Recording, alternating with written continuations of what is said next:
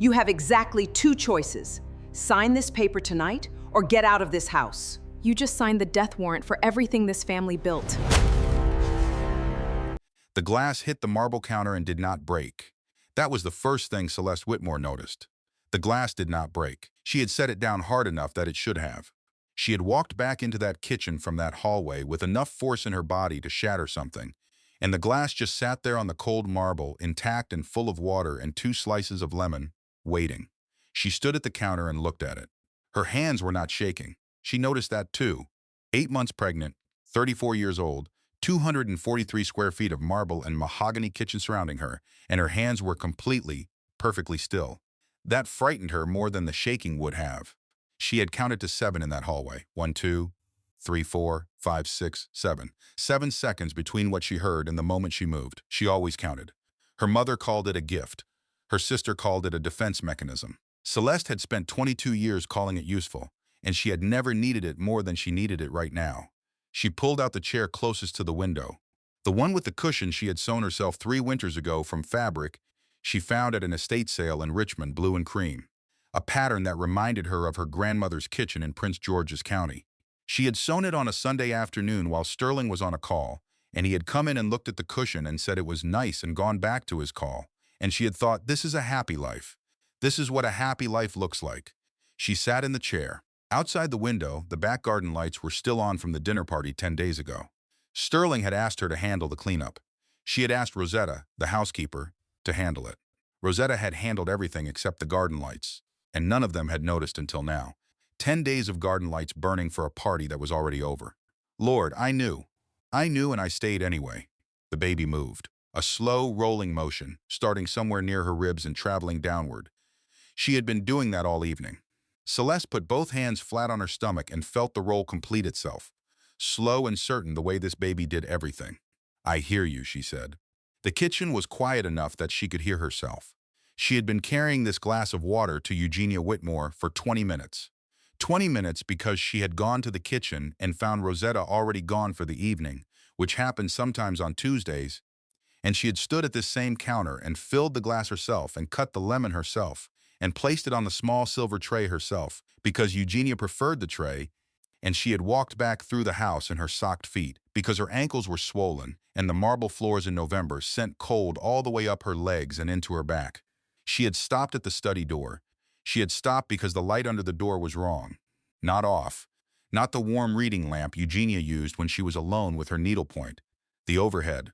The overhead meant Eugenia was working, and Eugenia working in Sterling's study meant Sterling had given her access to something Celeste had not been consulted about. That had happened before. She had learned to notice the pattern without naming it out loud. She had raised her hand to knock, and then she heard Eugenia's voice. Low, formal.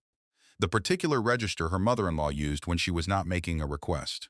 When she was making a decision and informing someone of it. The child can be managed, Eugenia said. I have spoken with the attorney. If the paternity is established before the child arrives, the claim on the estate is significantly reduced. You would be protecting your legacy. A pause. Celeste's hand had stayed up, palm flat, not touching the door. I am not telling you to abandon the child. I am telling you that Jade's child, if she is carrying what she says she is carrying, that child has a prior claim. Celeste had stood in that hallway. She had counted to 7. Then she had walked back to the kitchen. She sat at the table now and let the words land in full. She was not a woman who cushioned herself from information. She had built her entire professional life on the willingness to look directly at what the numbers were saying, even when the numbers were saying something catastrophic. Especially then. Catastrophic information was the most important kind. Catastrophic information was what required immediate, clear-eyed action. Jade Monroe, 28 years old. Sterling's personal events coordinator. She had been at their dinner party 10 days ago. Eugenia had added her to the guest list. An addition Celeste had discovered when Jade was already at the front door, coat in hand, careful smile on her face. Celeste had welcomed her in, had asked about her family, had refilled her wine glass twice, had tried to make her comfortable because she had assumed the girl was nervous about being outmatched at a dinner table, full of people who moved in circles she was still learning. She had been kind. She had been kind to the woman carrying her husband's child. The anger came up fast. Hot, clean, like something that had been waiting a very long time for the correct moment to rise. She breathed through it, in through the nose, out through the mouth. the way her doctor had taught her for labor. She was 8 months pregnant, and she was sitting in her kitchen at 9 o'clock at night in her socked feet, and her mother-in-law was in the study making arrangements for a woman's child that was not hers. She picked up her phone, put it back down, picked it up again. She typed 3 words to Solange, "Call me now." Then she placed the phone face down on the table, and she sat with her hands on her stomach, and she let herself be completely still. She had always been good at stillness. People had mistaken it for passivity for her entire life. Her first employer had called her serene and meant it as a compliment and not known it was not serenity at all. It was precision. It was the discipline of a woman who had learned early that how you held your face in a moment of crisis was the difference between having options and having none. She had options. She did not know yet what they were, but she had them. She was certain of that. She had spent 11 years building something with Sterling Whitmore. She had read every contract before he signed it. She had identified the capital partners for the 2008 restructuring when they were 18 months from insolvency, and Sterling was still convinced the market would correct. She had sat across the table from investors and city council members and community association leaders, and she had negotiated language that protected the people Sterling was too ambitious to think about protecting. She had done all of it as a wife, without a salary, without a title, without a seat at any table that had her name on it. She had given him all of that freely. She had given it because she loved him and because she believed that what was built between them was built for both of them. She sat at the kitchen table and looked at the garden lights and let herself understand that she may have been wrong about that second part. The phone buzzed. Solange's name on the screen. She let it ring once. She needed one more second. Just one. Then she picked it up. "Saul," she said. Her voice was steady. It surprised her. "Tell me I am not crazy." Solange Crawford had spent 14 years as an attorney. She did not panic. She did not perform shock. She had learned in courtrooms and in the back pews of Greater Zion Baptist, watching Sterling Whitmore receive awards that Celeste had helped him earn, to respond rather than react. It was a discipline she and Celeste had both inherited from Rosalind Crawford, who had been a school teacher for 31 years and had never once raised her voice in a classroom and had never needed to. But when Celeste spoke, Solange's voice did something it had not done in years. It cracked. "Baby," she said, "where are you right now?" "Kitchen," Celeste said. "Is Sterling there?" "He was in the study when I came through. I do not know where he is now." "And Eugenia?" "Still in the study, I assume, waiting for her water." Solange was quiet for a moment, that particular quiet she got when she was stacking information, when she was building something that would be useful later. "Celeste," she said. I heard her soul. I was standing right there. I heard every pause. "Longer. How far along is Jade?" Solange asked. "I do not know. Eugenia said if she is carrying what she says she is carrying, which means either it is early or there is doubt about whether the pregnancy is real. Or," Solange said slowly, "Sterling has been telling his mother one story and telling the woman another." Celeste had not gotten there yet in her processing. She arrived there now the way you arrive at a destination you have been traveling toward without knowing it. "He would do that," she said. She did not say it with surprise. She said it with the flat recognition of a woman who had spent years quietly explaining away the things she already knew. "He has always been a different man to different people," Solange said. "You have always known that. I knew it about business." "Celeste." "I know," Celeste said, "I know." Through the phone she could hear Solange's kitchen, the particular sounds of her sister standing at her stove, a burner clicking off, a spoon being set down on the counter. Solange cooked when she was worried.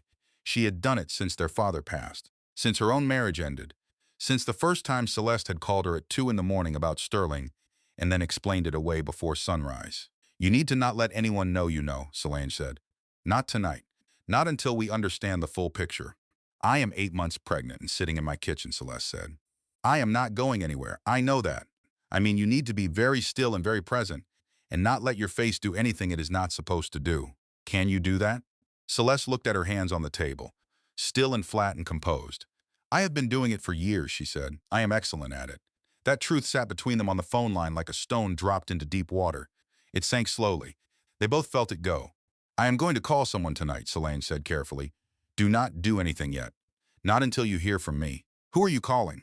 Solange paused one beat too long. "Saul," Celeste said. "Who are you calling?" "Someone I should have called 3 months ago," her sister said. "Get some rest if you can. I will be at your door by 7 tomorrow morning." She hung up. Celeste set the phone on the table. She heard Sterling's footsteps before she heard his voice. He moved through the house the way he moved through every room he entered, like the air was designed to accommodate him. like the space rearranged itself for his convenience. She had found that magnetic once.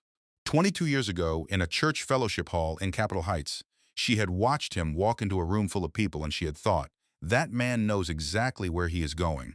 She had wanted to know a man like that. She had not yet understood the difference between a man who knew where he was going and a man who knew how to appear that way. He came into the kitchen and stopped when he saw her at the table. "You did not bring my mother her water," he said. "I forgot," Celeste said. She did not look up from her phone. "My back was hurting." I sat down. She heard him cross to the cabinet, open it, take down a glass. She heard the tap run. She heard him open the refrigerator for the lemon. He knew to add the lemon because he had watched her do it 100 times and absorbed it the way he absorbed everything around him and reproduced it as if it had always been his own knowledge. He walked toward the hallway door. "Sterling?" she said. He stopped. "Is everything all right?" she said. She kept her voice even, warm. The voice she used in board meetings when she already knew the answer to the question she was asking. He turned. His face did the thing it did when she surprised him. A fraction of a second of something. A recalibration so brief you would miss it if you had not been studying it for 22 years. "Of course," he said. "Why?" "Your mother has been in the study a long time. I thought I heard her on the phone. She had some business calls to make. You know how she is." "I do," Celeste said. She looked at him then, directly. I know exactly how she is." Sterling held her gaze for one moment, two. Then he nodded the way. He nodded when a conversation was finished as far as he was concerned. "Get some rest," he said. "The Hendersons are coming Saturday. I need you sharp." He walked out. The baby rolled. Celeste sat at the kitchen table in her grandmother's cushioned chair, and she listened to Sterling's footsteps going down the hallway toward the study. She heard the study door open. She heard Eugenia's voice, brief and low, something she could not make out. She heard the door close again. She texted Amani, "I need you tomorrow morning. Early. My house, not yours." The response came back in 40 seconds. "I will be there by 7. Then she texted Solange, "I am okay. He does not know I know." Solange wrote back immediately, "Good. Do not call anyone else tonight. Get some rest." Then after a pause, "I love you." Celeste put the phone down on the table, and she looked out at the garden lights burning in the November dark, and she thought about all the dinners she had made in this kitchen, all the breakfasts, all the late nights when Sterling was traveling and she had sat at this exact table with her laptop and the company's quarterly projections spread around her like a map of everything they were building together.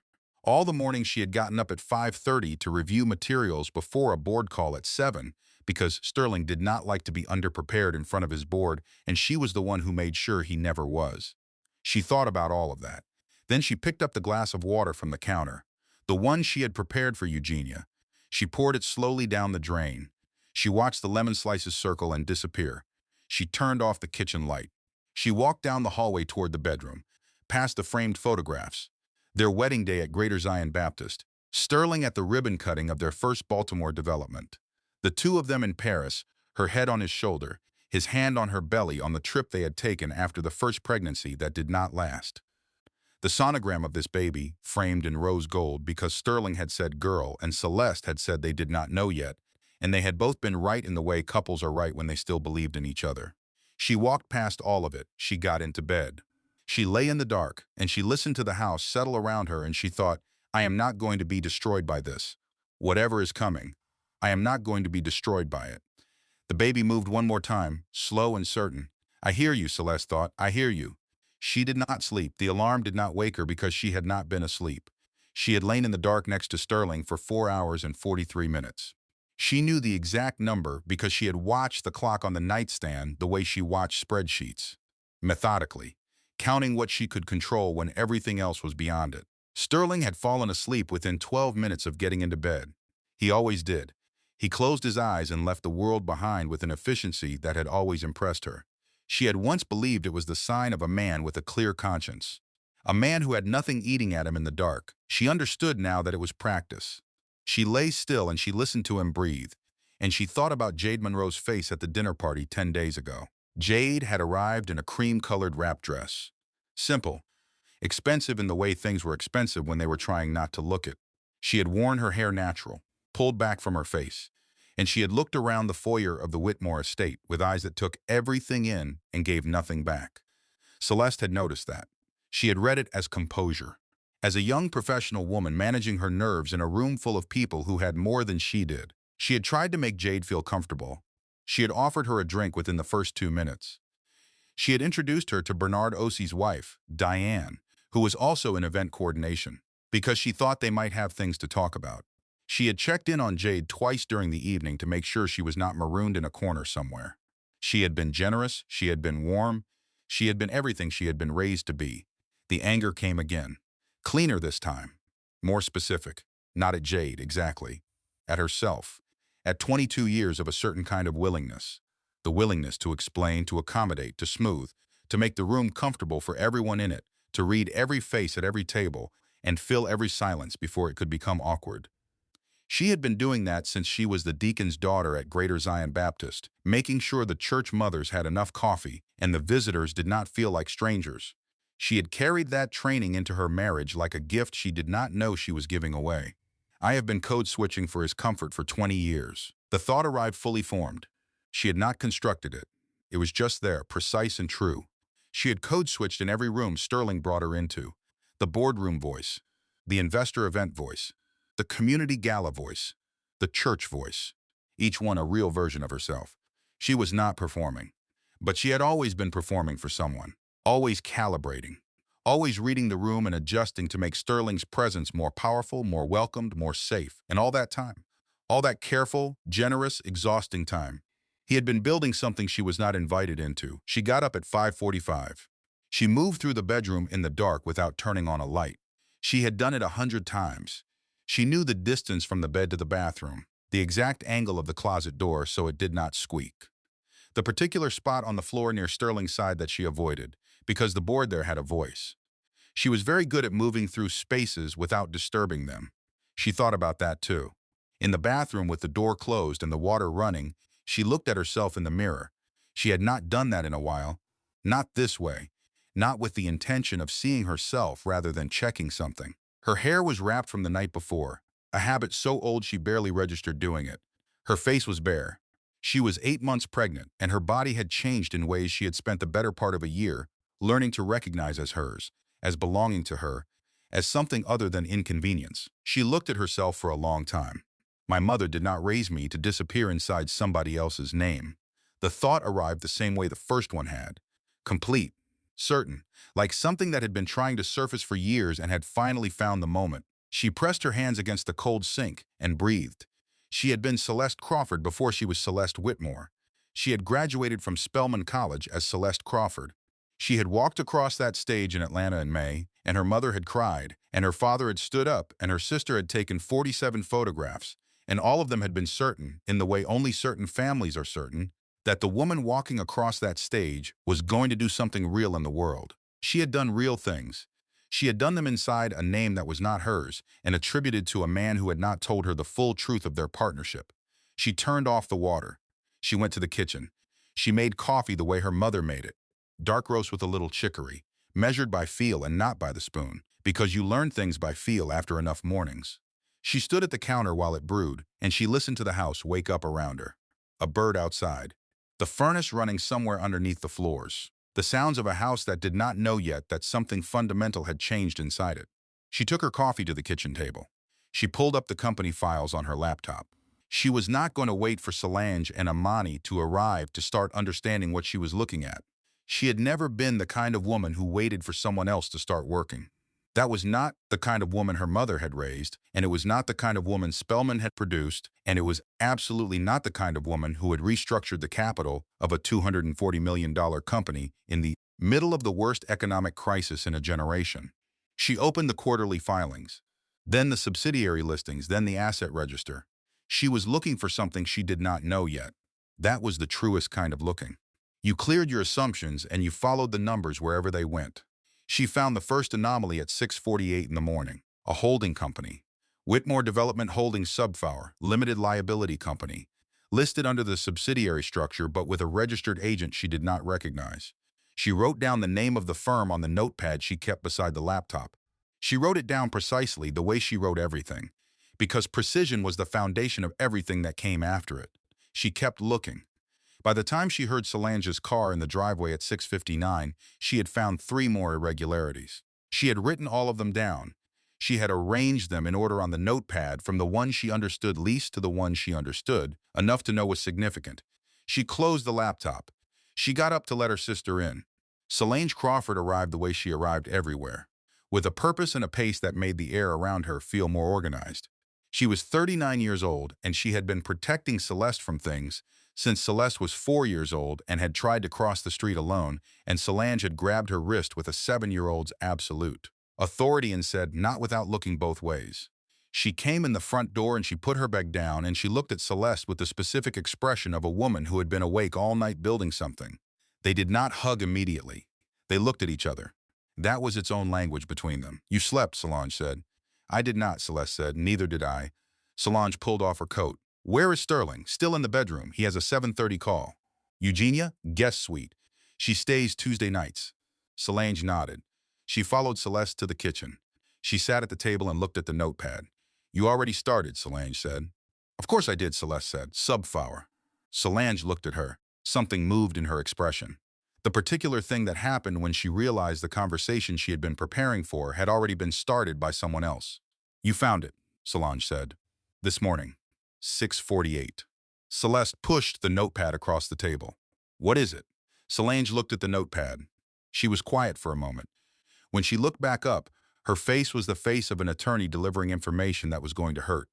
3 months ago, Solange said, I was pulling limited liability company filings in Maryland and the District of Columbia for a commercial real estate matter, unrelated to Sterling.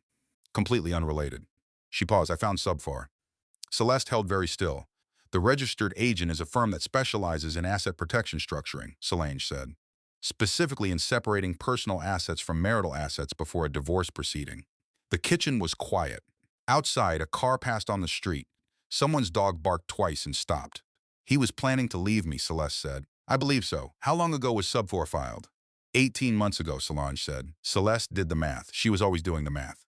The affair with Jade Monroe, based on what she now knew about the timeline of the pregnancy and what Eugenia had said, had started approximately 20 months ago. 2 months in, Sterling had started moving assets 2 months into a relationship with another woman. She picked up her coffee cup. She realized it was cold. She had been sitting here long enough for it to go cold. She set it back down. You should have told me, she said. Yes, Solange said. She did not explain. She did not mitigate. I should have. I was trying to be sure before I brought you something that was going to change your life. I wanted to have enough that you would not have to question it. She held Celeste's gaze. That was my decision and it was wrong and I am sorry. Celeste had known her sister long enough to know that Solange Crawford said sorry the way their mother said sorry, like a complete sentence, without a but attached. I need to know everything, Celeste said. I know, Solange said. When Imani gets here, we will go through it all. Imani Reeves-Drake arrived at 7:03 with a brown paper bag from the bakery on Eastern Avenue and the expression of a woman who had also not slept. She was 47 years old, and she had been Celeste's roommate at Spelman, and she was the best corporate marketing executive Celeste had ever watched work, and she was also the person who, when Celeste's first pregnancy ended at 11 weeks, had driven from her house in Silver Spring to the Whitmore estate at 4 in the morning and had not said a single word the entire night. She had just sat there, which was exactly what Celeste had needed. She came into the kitchen and she set the bag on the table, and she looked at Celeste with eyes that already knew too much. Tell me what happened, she said. So Celeste told her, every word. The hallway, the tray, the lemon, the 7 seconds. Eugenia's voice through the door, Sterling's face in the kitchen, the cold coffee and the garden lights and the notepad and the 6:48 discovery. When she finished, Imani was very still. I need you to not be angry at me, Imani said. Celeste looked at her best friend's face and understood, fully and immediately, what was coming next. You knew, Celeste said. I suspected. 3 months ago, I was at the Whitmore Gala, the one you were on bed rest for. Imani looked at the table. Jade was there. She and Sterling stood together near the service entrance for a long time, the way he touched her arm. I told myself I was wrong. She looked up. I wanted to be wrong. Were you wrong? No. The three of them sat with it. Celeste thought about the gala. She had been on bed rest for 4 days. She had been annoyed about missing it. She had asked Imani to send her photographs afterward. Imani had sent photographs of the room, the food, the centerpieces. She had not included a single photograph with Jade Monroe in it. You were protecting me, Celeste said. Yes, Imani said. And that was wrong. I should have told you. I am sorry. Another clean apology, another sentence that ended where it was supposed to end. Celeste looked at both of them, her sister and her best friend, the two women who had known her the longest. Both of them had held something back because they loved her. Both of them had made a calculation about what she could carry, and they had made that calculation without asking her. She understood it. She did not agree with it, and she did not have time to do anything useful with either the understanding or the disagreement right now. "I am not angry at either of you," she said. "I do not have enough time to be angry at the wrong people." She put both hands flat on the table. "What do we know and what do we need to know, and how do we get the second thing?" Amani reached into the brown paper bag. She set 2 wrapped pastries on the table. Then she reached in again and took out a folder. "I started pulling things together 3 months ago," she said, "partly out of guilt, partly because I know you." She pushed the folder across the table. "And I know that when you are ready, you will want information, not sympathy." Celeste opened the folder. Inside were bank statements, corporate filings, a photograph of Sterling entering a building in Georgetown that she did not recognize, and a timeline written in Amani's precise handwriting. She turned to the first page. She started reading. Outside the kitchen window, the garden lights were still on. They had been on for 10 days. Nobody had noticed. Nobody had thought to turn them off. That was going to change. "Being strong does not mean I deserve this." The thought moved through her like a slow current, low and certain and absolute. She turned to the second page. She kept reading. Sterling came through the kitchen at 7:22. He was dressed for his 7:30 call. Dark suit, no tie yet, coffee already in hand from the machine in the study that Celeste had suggested he get when she noticed he was running late every morning because he was waiting for the kitchen coffee. She had solved his problem. The way she had always solved his problems. The way she had been solving problems for 22 years without anyone writing it down anywhere.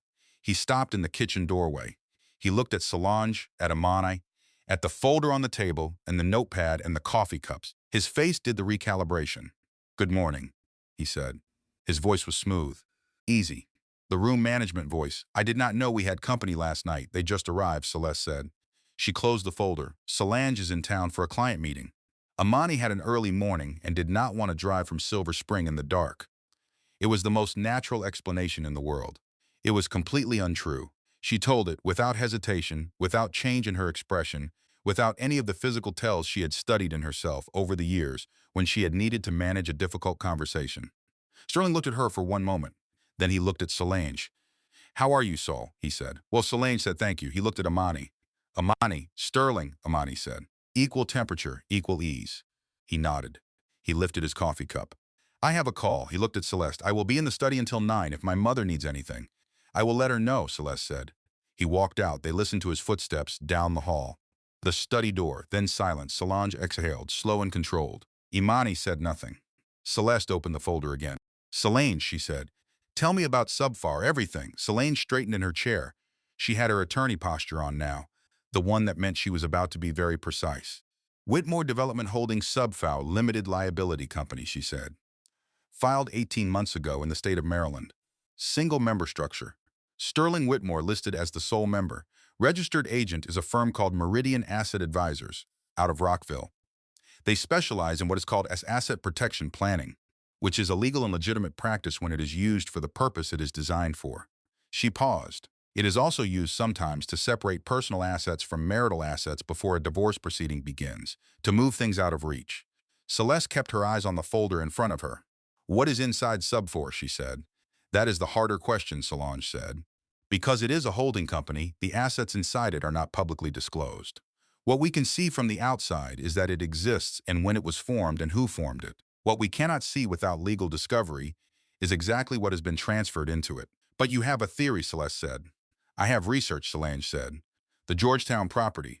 We know Sterling purchased that 18 months ago. There is no record of it in the main Whitmore Global Asset Register." Celeste was already nodding. She had noticed the Georgetown property in the filing she had pulled at 648. She had not known yet what it meant. Now she did. "The River Hill development rights," she said. Solange looked at her. "Yes. 40% stake." "Possibly. He would not," Celeste said. "And then, yes, he would." She sat back in her chair. River Hill. She had spent 4 months negotiating the community benefits agreement for River Hill. 4 months sitting across the table from Third Ward City Council members and Residents Association presidents and small business owners who lived in that corridor and who were watching a development project that could either protect them or displace them, depending on who was doing the negotiating. She had been the one doing the negotiating. She had been the one who had insisted on the anti-displacement language. She had been the one who had pushed back on the timeline 3 times when Sterling's investors were pressuring for faster construction that would have triggered demolition clauses she knew the community could not survive. She had done all of that. Under the name Crawford, because she had always used Crawford professionally, a decision she had made early in their marriage and never examined too closely until this morning. Sterling had taken the credit in the community. He had gone to the ribbon cuttings. He had given the speeches. He had accepted the Community Leadership Award from the Northeast DC Business Coalition and thanked his wife by first name in the acceptance. And now he had possibly moved that asset into a holding company designed to keep her from claiming it. I have been invisible in the places that counted most. She said it to herself inside her own head in her grandmother's voice. Her grandmother, Dorothy Crawford, who had cleaned houses in Prince George's County for 28 years and had put 3 children through college on that money, and had never once described herself as anything other than a businesswoman managing her own enterprise. She was not going to be invisible anymore. I need Adeze, Celeste said. I know, Solange said. There is one thing first. She pulled a separate sheet from her bag. She laid it on the table. It was a printed background report, the kind attorneys pulled when they were building a case. Jade Monroe, Solange said. Tell me what you actually know about her. 28 years old, Celeste said. Events coordinator. Sterling hired her 2 years ago. She grew up. She stopped. She looked at the address at the top of the report. She grew up in Prince George's County, she said. Largo, Solange said, the same county as Celeste. 2 neighborhoods apart. She went to Bowie State, Amani said quietly. 2 years, left for financial reasons. Bowie State University, a historically black college and university, 12 miles from where Celeste had grown up, a school Celeste had visited 3 times before she chose Spelman. She looked at Jade Monroe's file, and she felt the ground shift under her, in a way that had nothing to do with the affair. She has never mentioned PG County in any public context, Amani said. Not in interviews, not on social media, not in her professional biography. She lists herself as DCE-based, full stop, because Sterling would not like it, Celeste said. She did not say it with bitterness. She said it with a kind of terrible clarity. He has built his entire public identity on distance from where he came from. He grew up in Capitol Heights, and he has never said so in a single press interview. I know, Amani said. She hid it to get him to take her seriously. The recognition pain moved through her like a wave. Not because she felt sorry for Jade Monroe, exactly, but because she understood the calculation Jade had made. The hiding, the careful self-presentation, the suppression of the part of yourself that the man in question found inconvenient. I have been doing a version of that, too. She had not hidden where she came from, but she had managed it. She had made it presentable. She had translated her grandmother's house and her father's deacon's robe and her mother's sensible teacher's salary into a version of origin story that fit comfortably inside Sterling Whitmore's narrative about the kind of people who succeeded. She had been doing it for so long she had stopped recognizing it as something she was doing. Eugenia Whitmore appeared in the kitchen doorway at 8:15. She was dressed for the day. Church closed on a Wednesday, which was not unusual for Eugenia, who treated every day as an occasion to present herself with authority. She looked at Solange and Amani at the table, and her expression did the thing it did when a room was not arranged the way she had anticipated. I did not know we had guests, she said. We do, Celeste said. Good morning, Eugenia. Good morning. She looked at Celeste. Did you sleep well? Well enough, Celeste said. Can I get you some breakfast? The offer was automatic, 22 years of automatic. She heard it come out of her mouth, and she felt, for the first time, the specific exhaustion of a woman who had been offering things automatically for longer than she could calculate. Eugenia entered the kitchen.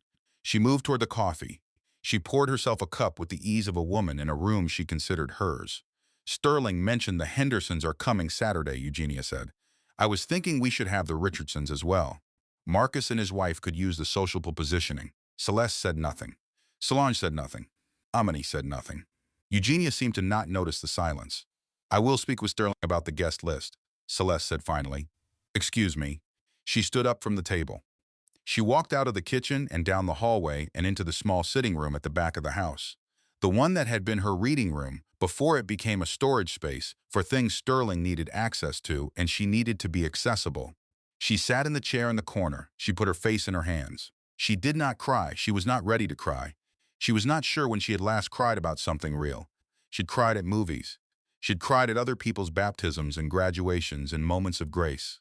She had cried once during the 2nd year of their marriage when they lost the first pregnancy, and Sterling had held her, and she had believed, completely and fully, that the grief was shared. She wondered now how much of anything had been shared. She could hold on to the life that people respected, or she could build a life she could actually breathe inside. She could not have both. Not anymore. That truth sat in the room with her like a third presence. She heard Solange's voice in the kitchen.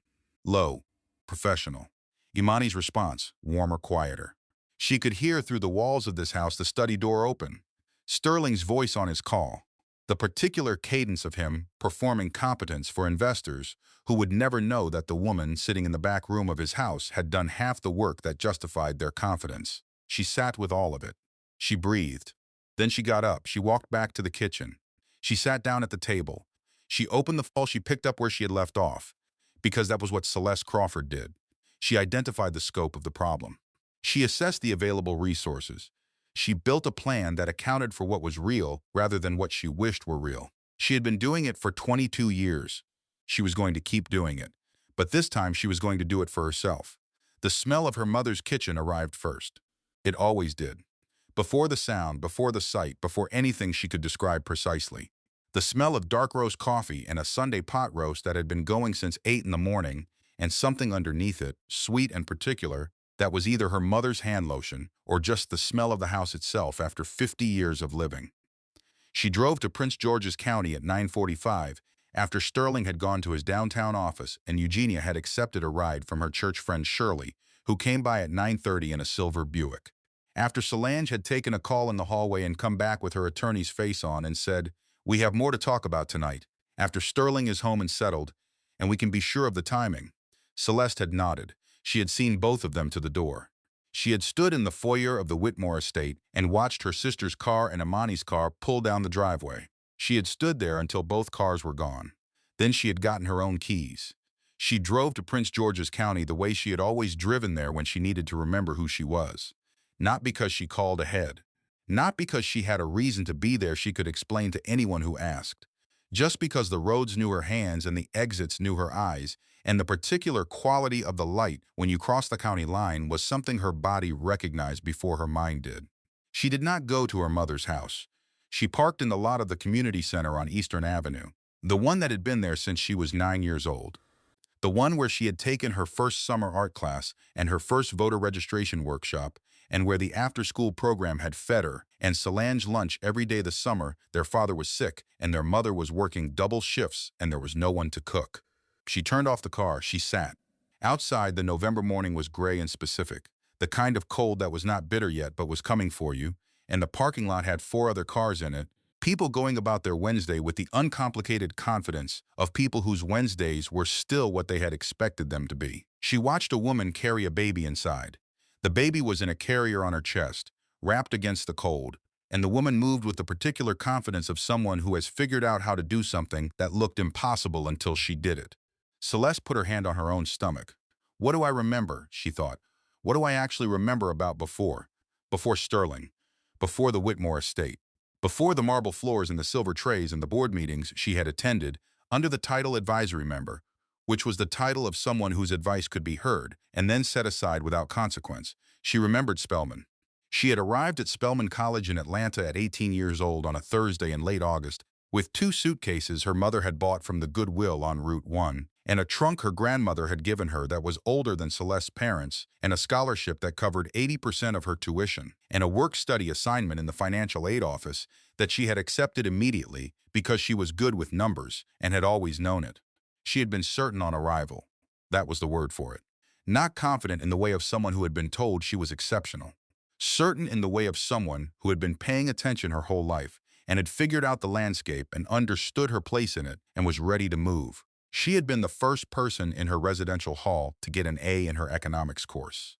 Not because she was performing, because the material made sense to her in a way that felt like recognition rather than learning, like she was reading something she already knew. She had met Sterling at a church fellowship in Capitol Heights during Christmas break of her senior year. He had been 22 and already working on his first real estate deal, a renovation project in Prince George's County that he was funding with a combination of a small bank loan and investor money from a church deacon who had believed in him. He had told her about it with a specificity and a passion that she had recognized immediately as intelligence. She had not been impressed by his confidence. She had been impressed by the details. He knew the zoning law. He knew the comparable properties. He knew the rental market within a 2-mile radius. He was not performing knowledge for her. He had the knowledge. She had thought, this is a serious man. She had been right about that. She had been wrong about what kind of serious he was. The memory moved through her slowly, the way deep water moved, not a flood. A current. She remembered the first year of their marriage. The apartment in College Park that cost $840 a month and that she had paid for with her salary from the financial consulting firm, where she had taken a position 2 weeks after the wedding because Sterling's deal was not yet generating income and they needed to eat. She had not minded. She had never needed the money to be equal to feel equal. She had needed the partnership to be real. She had believed it was real. She had believed it with the specific faith of a woman who had been told since childhood that if you worked hard enough and loved well enough and showed up fully enough, the people around you would see it, would honor it, would give it back. Her grandmother had told her that. Her mother had told her that. The church had told her that. She wondered, sitting in the parking lot of the Eastern Avenue Community Center in the gray November morning, how many of the women who had told her that had discovered it was not always true and had told her anyway. Because what else do you tell your daughters? When the world is what it is, and your daughters still have to live in it. She was going to have a daughter. The baby was going to be a girl. They were almost certain now, and Celeste had been thinking about that for 3 weeks, and she was going to have to think about it differently from this point forward. What she was going to tell this girl. What this girl was going to see. What this girl was going to know about who her mother was and what her mother had done and what her mother had refused to do. That was the thing. That was the thing that cut cleanest and deepest, and most certainly, she was not going to raise a daughter inside a story that said, your mother stayed when she should have moved. Your mother built something and let someone else put his name on it and smiled at every ribbon cutting. Your mother gave her best years to a man who was filing paperwork to protect himself from her. That was not the story she was going to tell. She sat in the parking lot for 31 minutes. Then she picked up her phone and called her mother. Not to say what had happened. Not yet.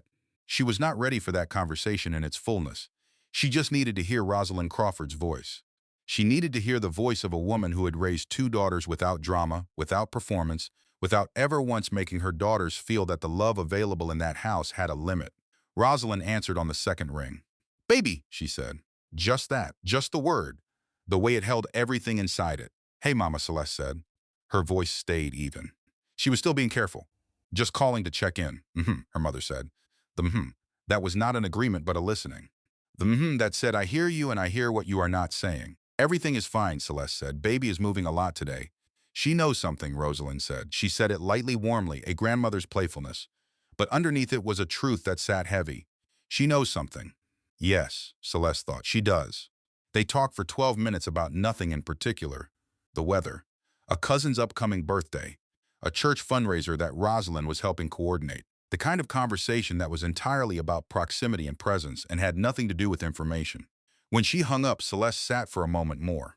Then she started the car. She drove back to the house on the road she had been driving since she was first old enough to have anywhere to go from. At 2 o'clock in the afternoon, she sat at the kitchen table with a cup of tea and the notepad from the morning, and she wrote down everything she knew. Not in a list, in a map. The way she mapped financial structures when she was trying to understand how money moved through a system. Boxes connected by lines, arrows indicating direction and causality. Questions in the margins where she did not yet have enough information to draw the line. At the center of the map, Sub 4.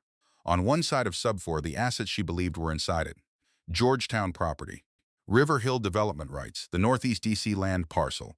Possibly others she had not yet identified. On the other side of Sub 4, the name she had found at 648. Meridian Asset Advisors.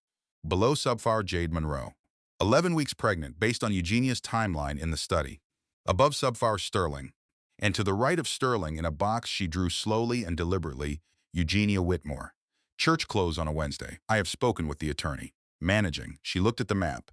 She thought about Adaeze Okonkwo. Adaeze was 52 years old, a Nigerian-American, a Howard University School of Law graduate, and the most precise legal thinker Celeste had encountered in 20 years of working alongside attorneys. She had hired Adaeze 6 years ago over Sterling's objection that she was, and he had said this directly, overqualified for what we actually need. Celeste had heard that objection and understood it immediately for what it was. Sterling did not want an attorney who might see things he needed to stay unseen. She had hired Adaeze anyway. Sterling had been trying to push her out for 18 months, restructuring conversations, scope reduction discussions. The kind of systematic sidelining that required patience and looked from a certain angle like organizational optimization. She had watched it happen and not said anything because she had not yet understood what it meant. She understood it now. She picked up her phone. She found a Daisy's number. She looked at it for 30 seconds. Then she put the phone down. Not yet. Solange had said not yet. There was a reason for the order of things. She had always believed in the order of things. She picked up her pencil instead. She added a box to the right of a Daisy's name on the map. Inside the box she wrote, knows more than she has said. Then she drew a line between that box and sub 4. Then another line between a Daisy's and the box labeled Celeste.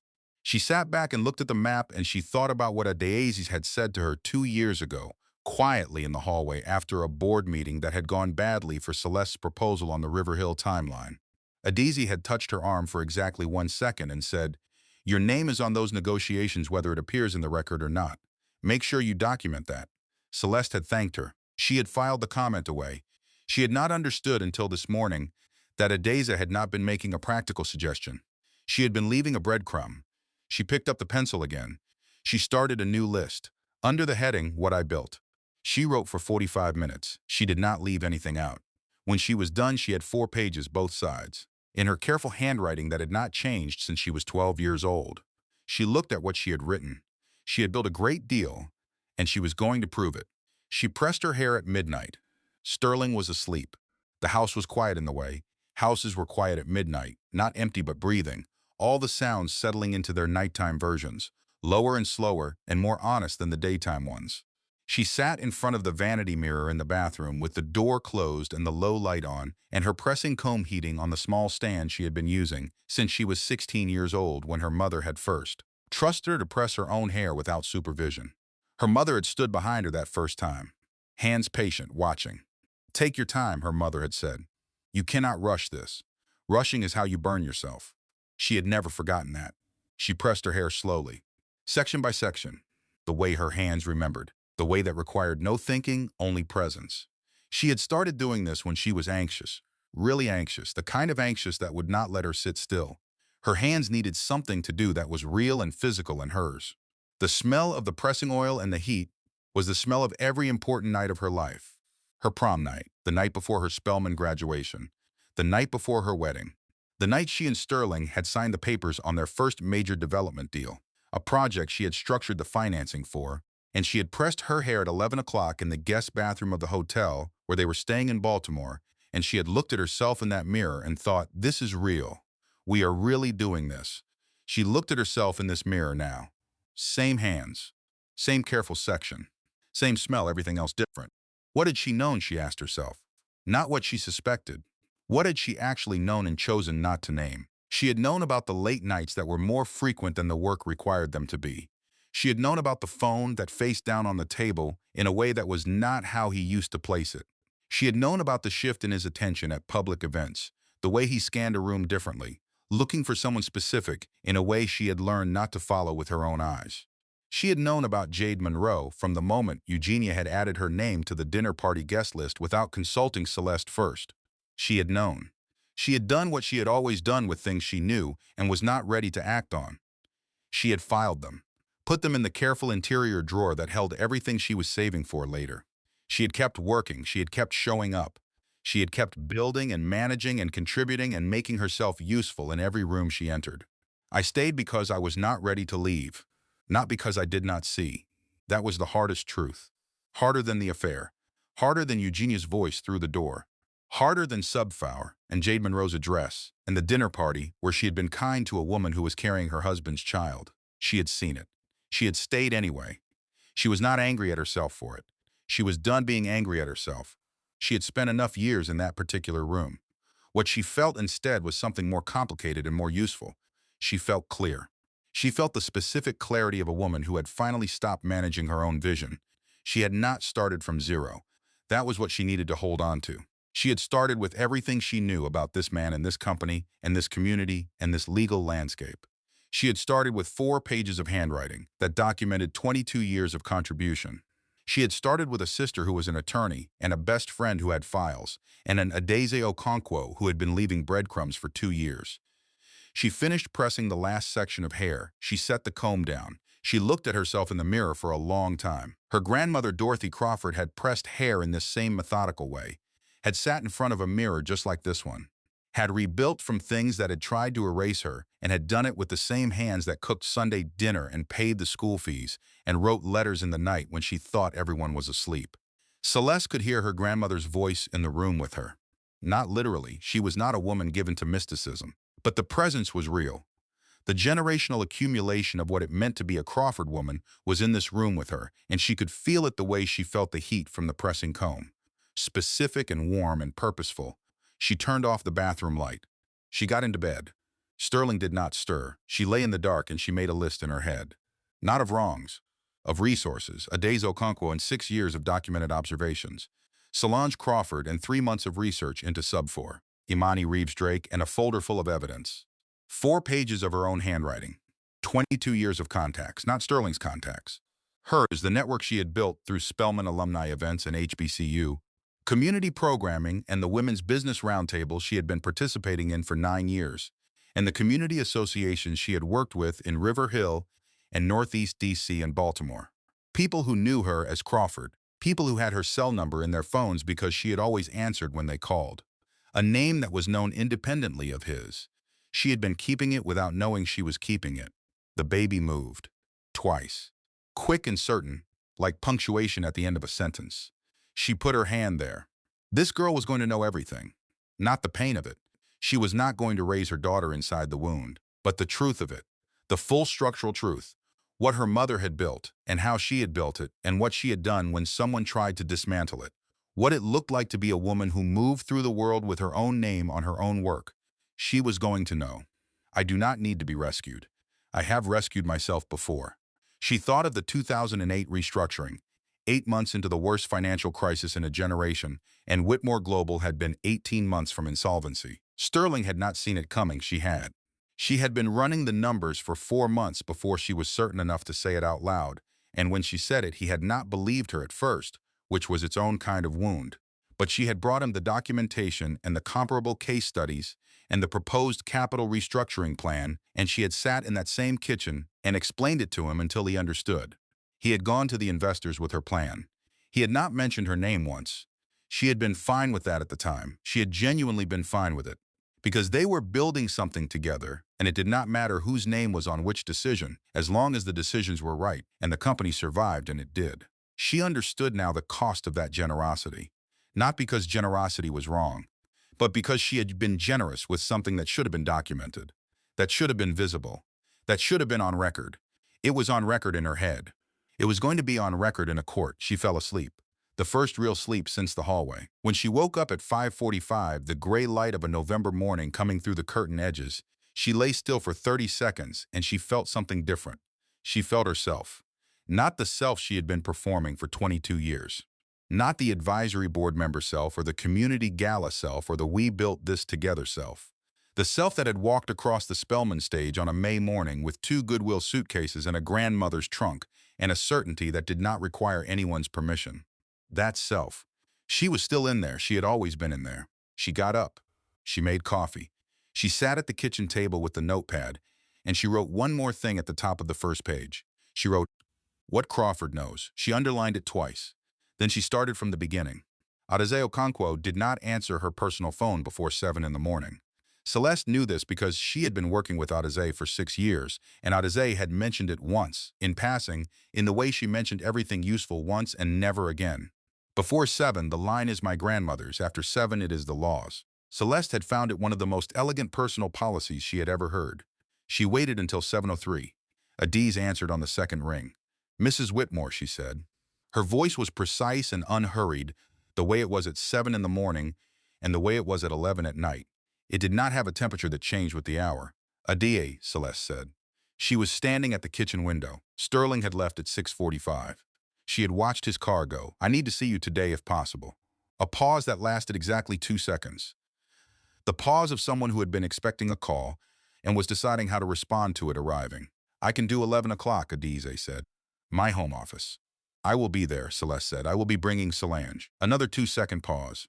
"That is appropriate," Adeze said. "I will have everything ready." She hung up. Celeste stood at the window. She had been managing the anger for 3 days. Since the hallway. She had managed it the way she managed everything that could not be expressed in the current moment. She had put it in the place she put things, and she had attended to what needed attending to, and she had moved through her household and her marriage with the careful composure of a woman who had not yet shown her full hand. But the anger was real. She needed to acknowledge that. To herself in this kitchen, with no one watching, she was angry. Not the hot kind, not the kind that threw things and said words it could not take back and made choices based on feeling rather than calculation. She had watched that kind of anger her entire life, and she had been afraid of it, and she had learned to manage it in herself with such thoroughness that some people who knew her well believed she did not have it. She had it. The anger was hot and specific and had a name and a shape and a history that went back 22 years. It was the anger of a woman who had brought everything she had to a partnership that was one-sided in ways she had not fully understood until 72 hours ago. It was the anger of a woman who had been kind to a guest she had not known she should not be kind to. It was the anger of a woman who had pressed her hair at midnight and written 4 pages about what she had built and understood that the reason she had to write it down was that it existed nowhere else. She let herself feel all of it. She stood at the kitchen window in the November morning, and she felt the anger completely. In her hands, in her jaw, in her chest where it lived below the steady surface she maintained for everyone else. She felt it for exactly 5 minutes. Then she turned it. This was the thing her mother had never said explicitly but had demonstrated across the entirety of Celeste's childhood. You did not suppress the anger. You did not pretend it was not there, because pretending was exhausting and temporary and left you hollow in ways that caught up with you eventually. You felt the anger completely, and then you turned it. You found the place in it that was heat, and you used that heat to power something. She picked up the phone. She called Solange. 11 o'clock, she said when Solange answered. A Daisy's home office in Bethesda. She is ready for us. I will be there, Solange said immediately. Bring everything you have on sub 4, already packed. And Saul. Yeah.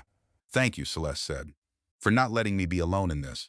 Solange was quiet for a moment, the quiet of someone feeling something they did not have a fast word for. You were never going to be alone, Solange said. That was always true. I am sorry I made you experience it differently. She hung up. Celeste called Imani. The 11 o'clock meeting, she said. I know, Imani said. Solange texted me 30 seconds ago. I will call in if I can get away. If I cannot, I will have everything you need forwarded to your phone before you leave. The photograph of the Georgetown building, Celeste said. Already sent, Imani said. Celeste looked at her phone. The image had arrived in her messages. Sterling entering a building she now knew was connected to Meridian Asset Advisors. The timestamp, 14 months ago. 14 months ago, she had been in her 5th month of this pregnancy. She had been tired in the way of early pregnancy, managing it with the discretion she managed everything, going to bed an hour earlier, keeping her schedule. She had attended a community partner's dinner with Sterling that month. She had sat at his right hand and made conversation with the people who needed making conversation with. He had been 14 months into moving their assets. The anger moved through her again. Hotter this time. She put the phone in her bag. She went upstairs to get ready for the meeting. She chose her clothes with intention. Not the clothes she wore to Sterling's events. Not the clothes she wore to board meetings as his advisory member. She chose the dark navy suit she had bought for herself 2 years ago at a store in Georgetown that she had walked into alone on a Saturday afternoon when Sterling was traveling. She had bought it because it fit her exactly the way she wanted to be fit. Because when she put it on, she felt like herself and not an adjunct of anything. She could not button it over her stomach.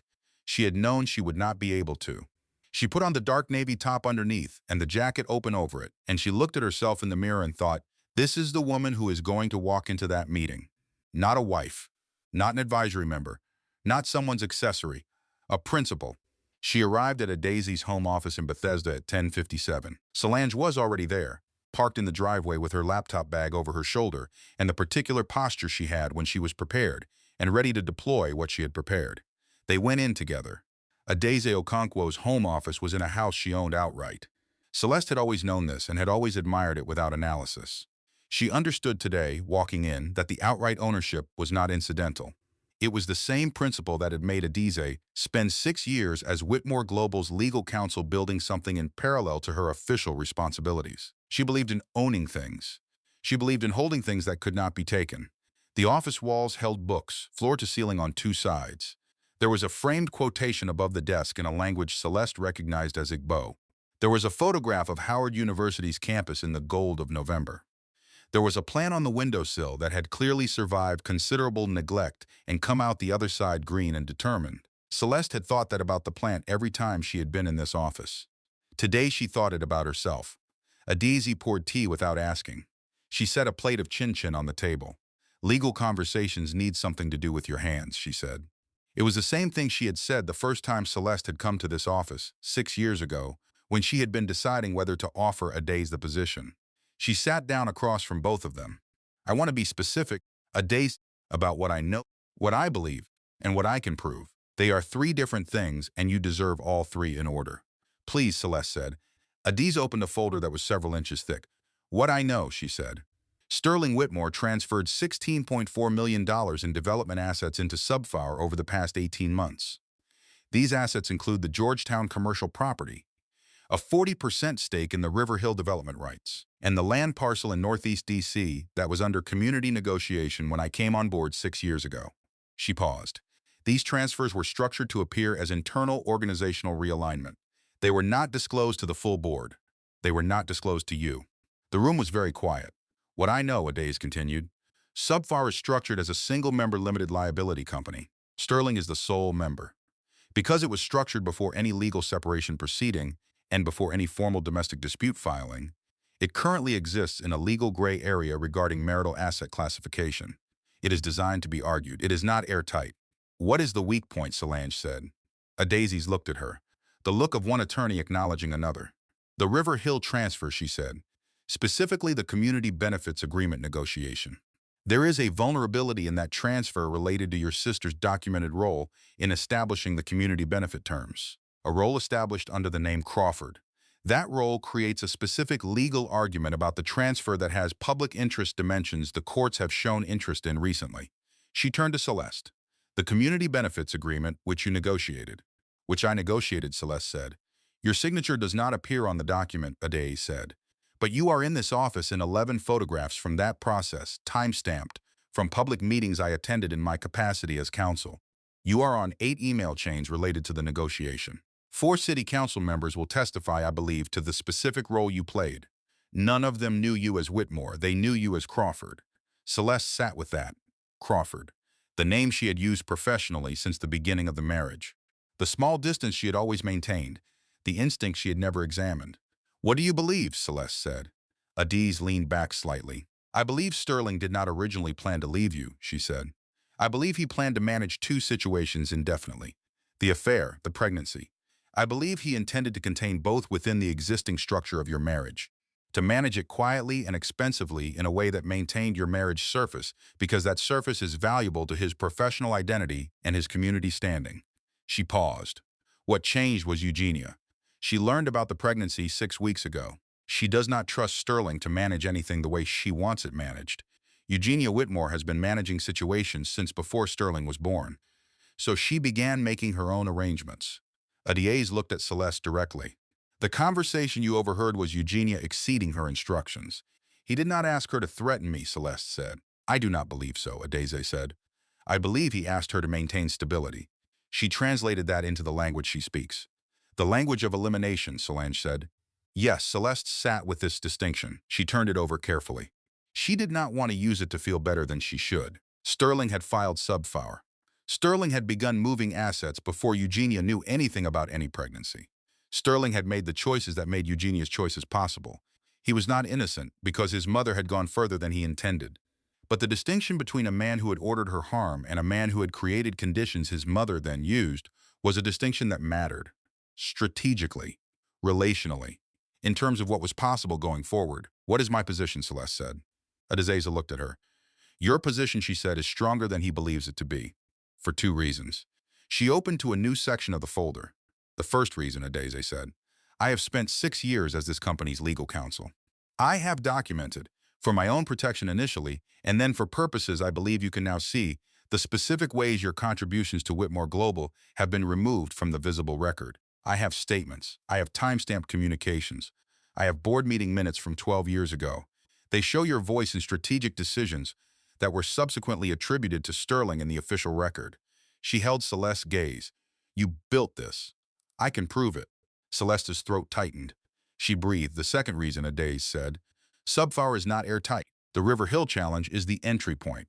It is specific, it is documentable, and it has public interest dimensions that change the legal landscape of the asset transfer itself. We file a challenge before any divorce proceeding begins. We freeze the River Hill asset while the challenge is adjudicated. She paused. That changes Sterling's negotiating position. Significantly. Solange was writing on her legal pad.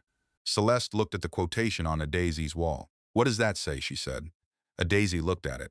Something warm crossed her face. "My grandmother taught me this," she said.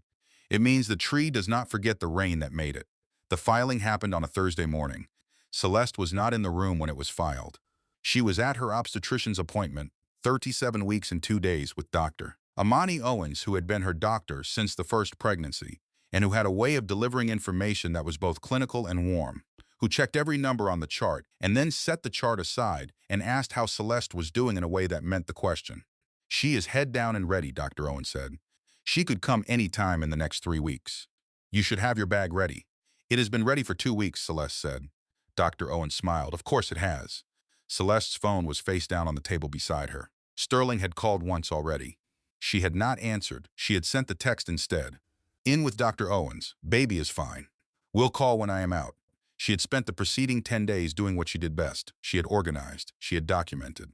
She had met with Adazé twice more and with Solange every day, sometimes for an hour, sometimes for 5 minutes, depending on what needed to happen.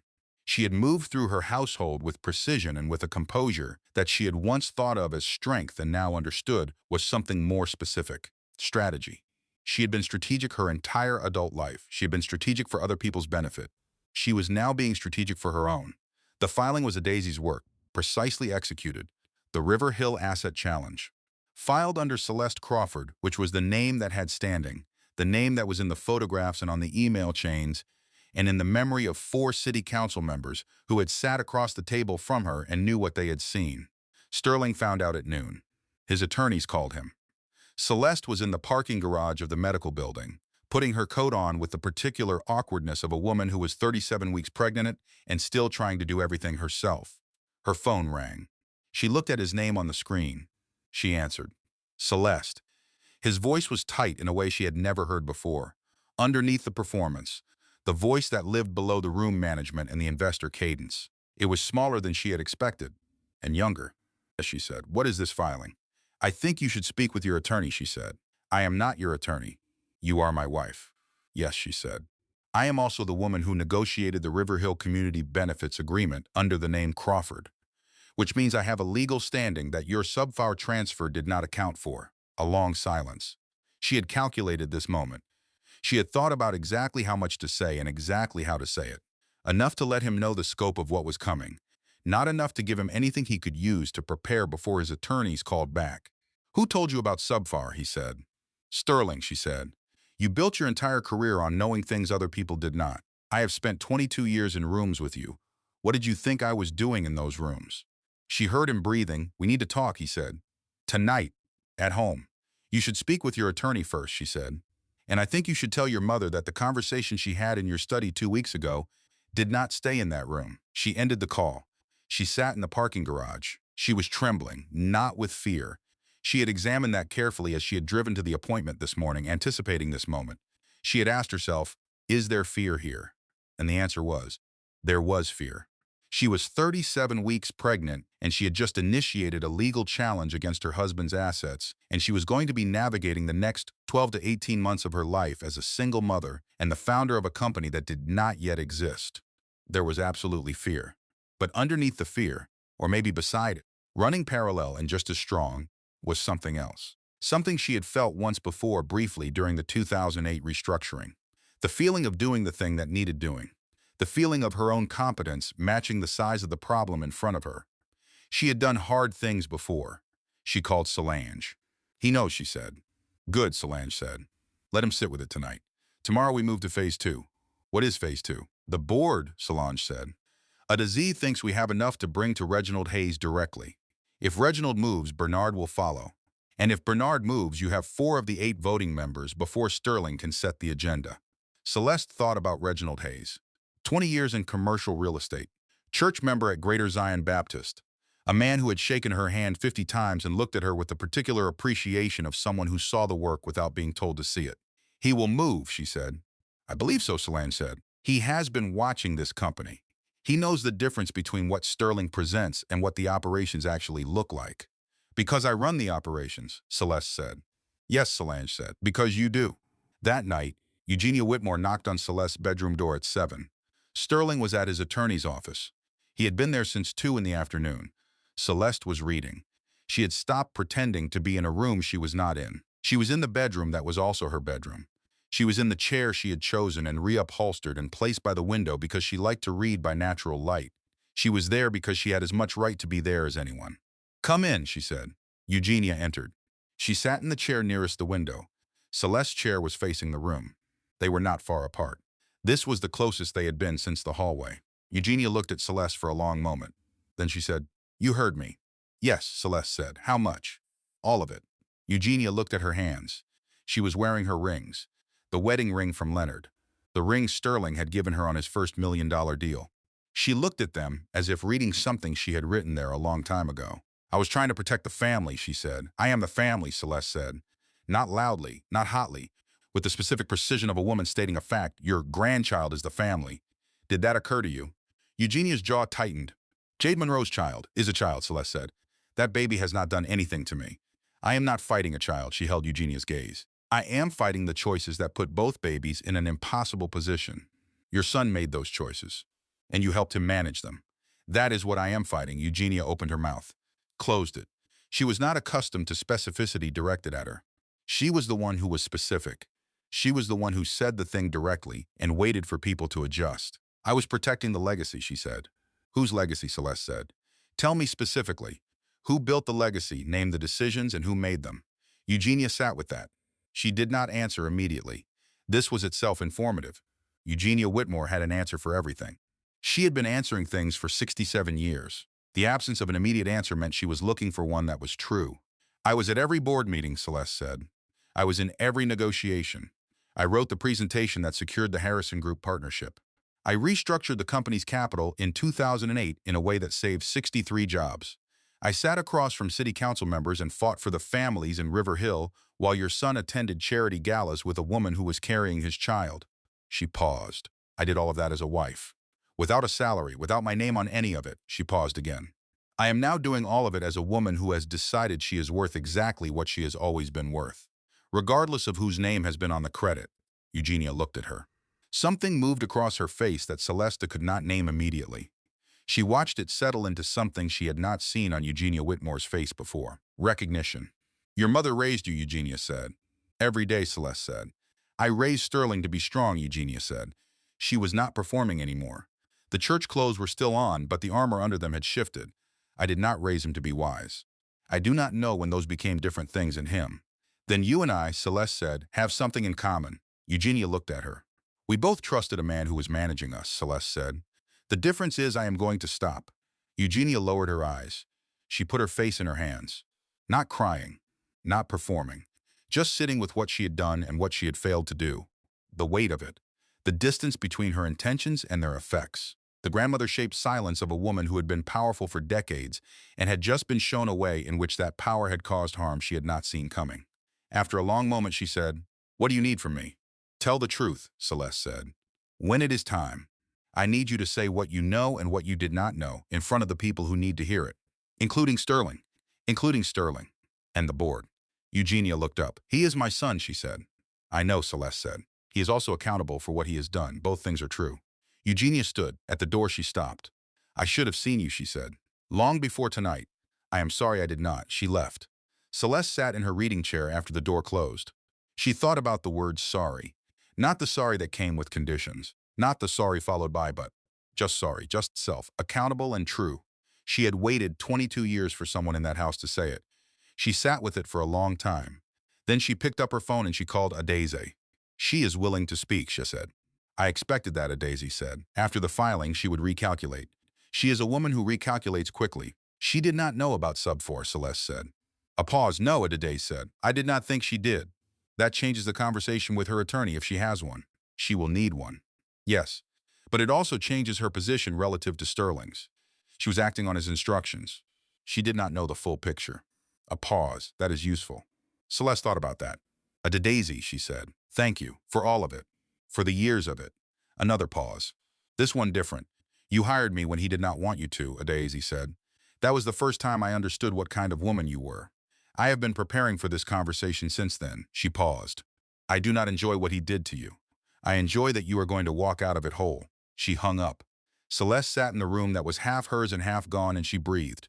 The baby moved. She put her hand there. We are going to be just fine, she said. She believed it. For the first time in 2 weeks, she believed it completely. She did not expect it to hit her on a Sunday. She had expected it to hit her somewhere professional, in the boardroom or in a Diazi's office, or on the phone with Solange during one of the late-night strategy calls. She had expected to be ready for it. She was always ready for things. She prepared for emotional impact the way she prepared for financial impact. She mapped the risk. She identified the trigger. She managed it. She had not mapped Sunday morning. It was the fourth Sunday after the hallway. She had been going to church every week because she had always gone to church every week, and she was not going to let him take that from her, too. She drove to Greater Zion Baptist herself. She sat in the same pew she had occupied for 22 years. She wore the coat her mother had given her for Christmas, dark green, and she sat with her hands in her lap, and she listened to the choir. Sterling was not there. He had not been to church in 4 weeks. No explanation offered, none asked for. The congregation had noticed. The congregation always noticed. She had seen it in the careful ways people did not mention him, the almost questions, the conversations that adjusted mid-sentence when they registered that he was absent. She had smiled. She had been gracious. She had been present. She was always present.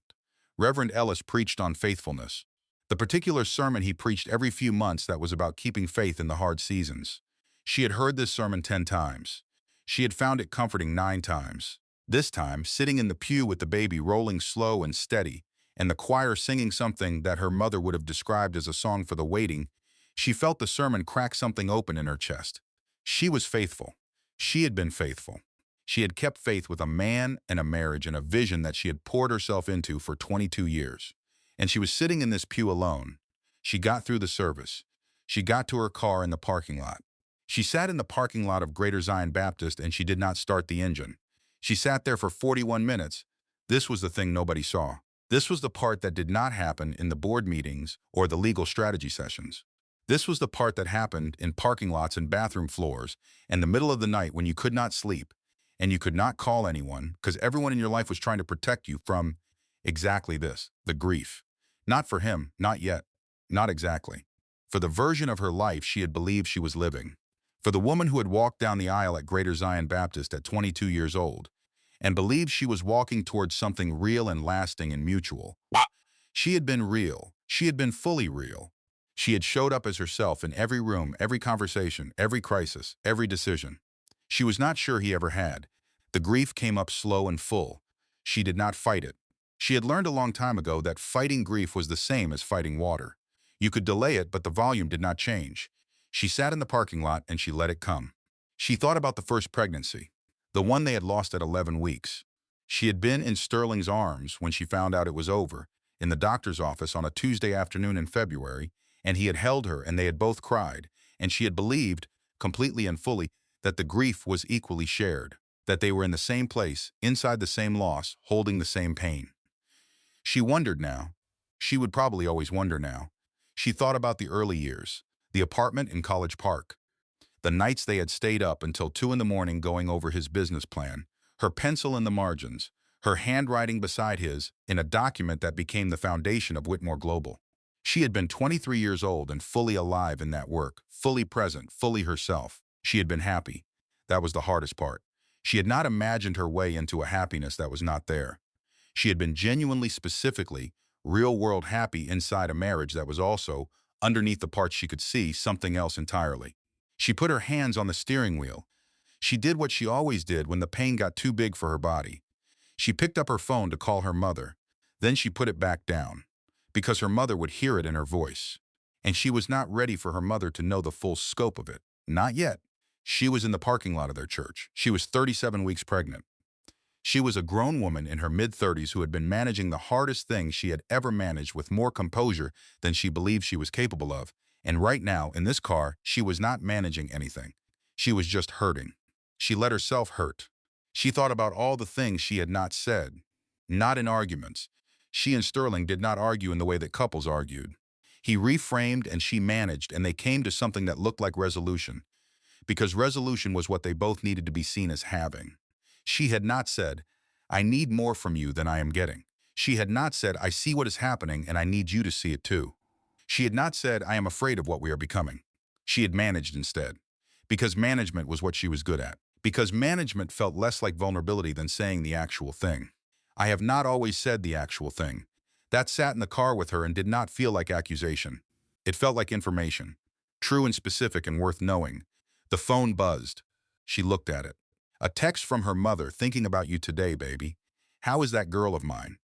The text was from a woman who had not been told anything specific and was thinking about her daughter anyway. Because Rosalind Crawford had been reading her daughters across distance for 62 years and needed no specific information to know when one of them was in a parking lot. Celeste held the phone. Then she typed back, "She is active and strong. I am okay, Mama. I love you." She put the phone in her bag. She looked out the windshield at the parking lot. Cars leaving, church families loading their Sundays into their vehicles. A group of older women from the missionary circle walking together, talking with the ease of women who had been talking with each other for decades, who had survived things together that no individual one of them could name. She watched them and she thought about community. She was not alone. She had never been alone. She had Solange and Amani and Adeze and her mother and her God and 22 years of relationships she had built in her own name. She had Crawford. She had Spellman. She had the HBCU networks and the community partners and the city council members who knew her face. She was not starting from nothing. She was starting from everything she had built inside a marriage while someone was dismantling the outside of it. She turned the key. She drove. She did not drive home. She drove to her mother's house in Prince George's County. She did not call ahead. She drove the road that her body knew, and she turned into the driveway of the house she had grown up in.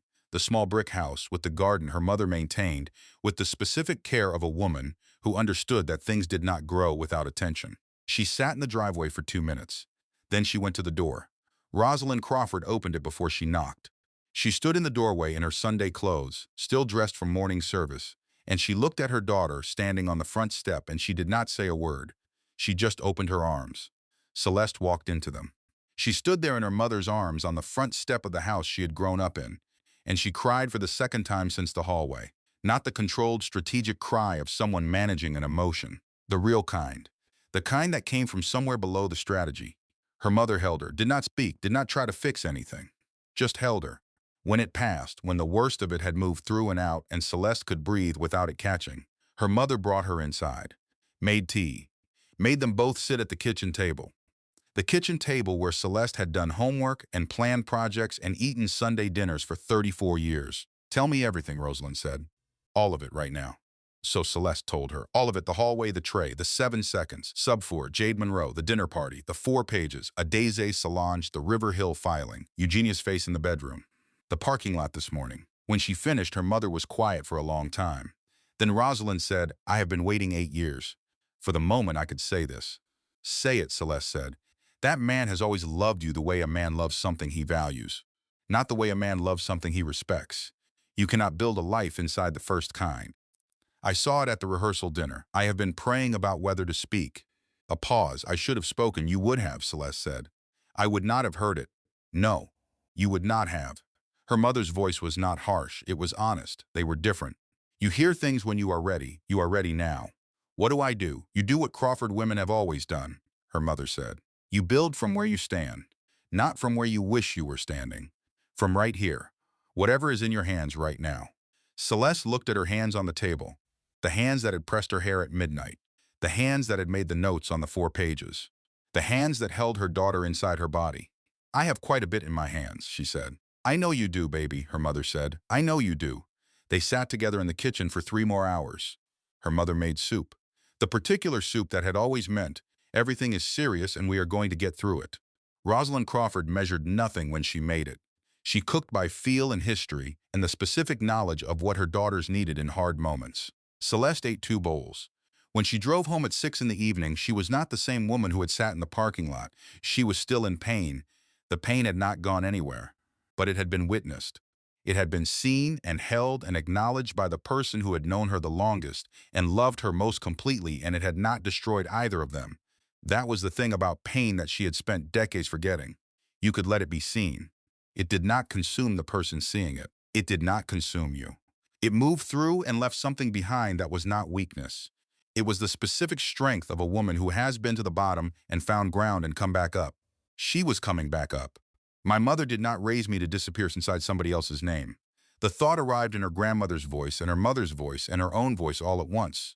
She drove home. She was ready for what came next. She was in the boardroom when she understood fully, not at the meeting she had requested. Before it, 3 days before the meeting, on a Tuesday morning when she had come in to pick up files she had left in her drawer because they were hers, and she wanted them, and she had every right to come and get them. She had not told Sterling she was coming. She arrived at 9:45. The office was the kind of active that a mid-morning Tuesdays produced. Phones and meetings and the particular energy of a company that believed in its own momentum. She knew this office the way she knew her own kitchen. She had helped design the layout. She had chosen the art on the walls of the common areas. She had hired 3 of the people currently moving through the hallways. People saw her and adjusted. Not dramatically, subtly. A shift in how they held themselves when she passed. A more specific quality of attention. The particular alertness of people who understood that something was happening in their building that they did not fully know yet. She went to the boardroom. She went to her drawer. She took out the files. She set them in her bag one by one in the order she always organized them. She looked at the room. She had spent hundreds of hours in this room, preparing materials that Sterling presented, reviewing documents that went out under his signature, building presentations that became his voice, his cadence, his performance of knowledge.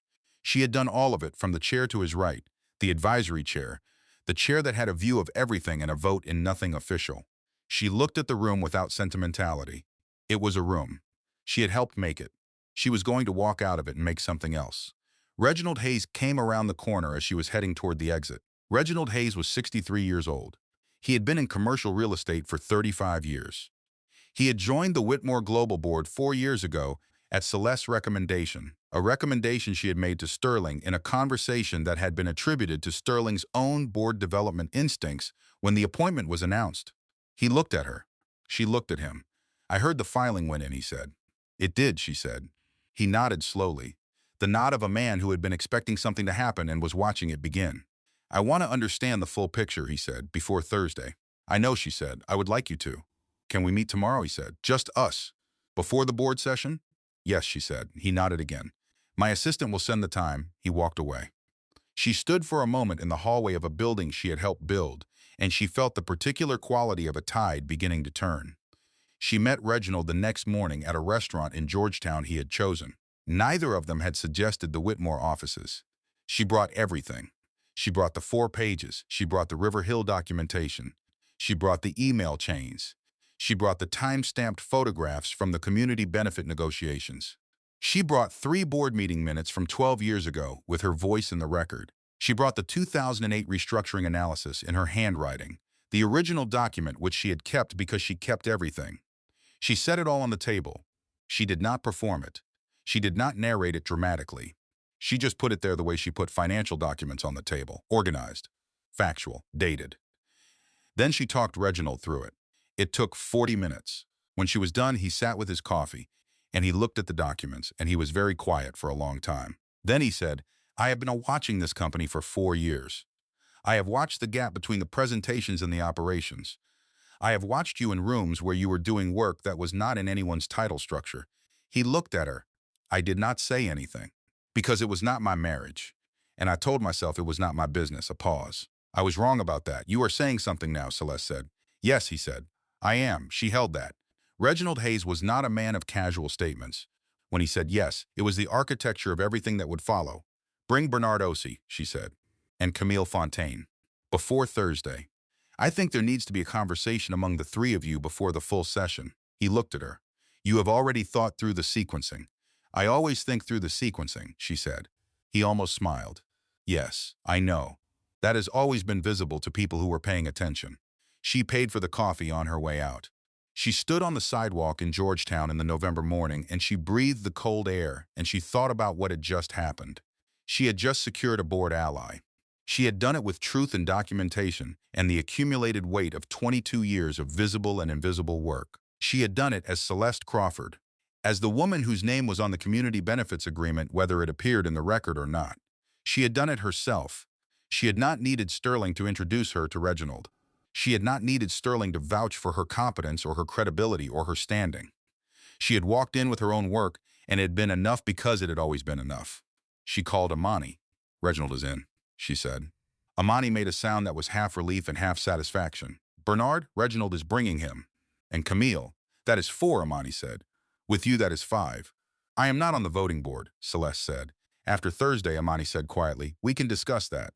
She had not allowed herself to think that far ahead. She put it in the file of things to think about when the immediate crisis was resolved. "One thing at a time," she said. "Always," Amani said. "But Celeste, listen to me. You are not the same woman who walked into that hallway 3 weeks ago." "No," Celeste said. "I am not." She had not moved away from who she was. She had moved back toward who she had always been. The Spellman certainty, the Crawford discipline. The woman who walked into rooms and read them and knew what they needed before anyone else in the room had finished forming their question. She was that woman. She walked to her car. She was going to go home and she was going to eat lunch in her kitchen and she was going to feel the baby move. And she was going to be completely present in her own life for the next few hours before she had to think about Thursday. She was going to give herself that. She deserved that. This is not the end of my story. This is the end of his chapter in it. The thought arrived clean and complete as she drove through Georgetown toward the highway that would take her home. She said it out loud in the car. "This is not the end of my story," she said. "This is the end of his chapter in it." She drove. The November light was still thin and gray, but the road was clear and she knew every mile of it. She was going home. Bernard Ossie called her on a Wednesday evening. She was in the kitchen, making dinner, the simple version, the one she made when she needed to cook, but could not manage anything complicated. Pasta and olive oil, and the particular combination of spices that she could assemble without thinking because she had been making it since college. Her hands were occupied and her mind was clear, and her phone rang and Bernard Ossie's name was on the screen. She answered.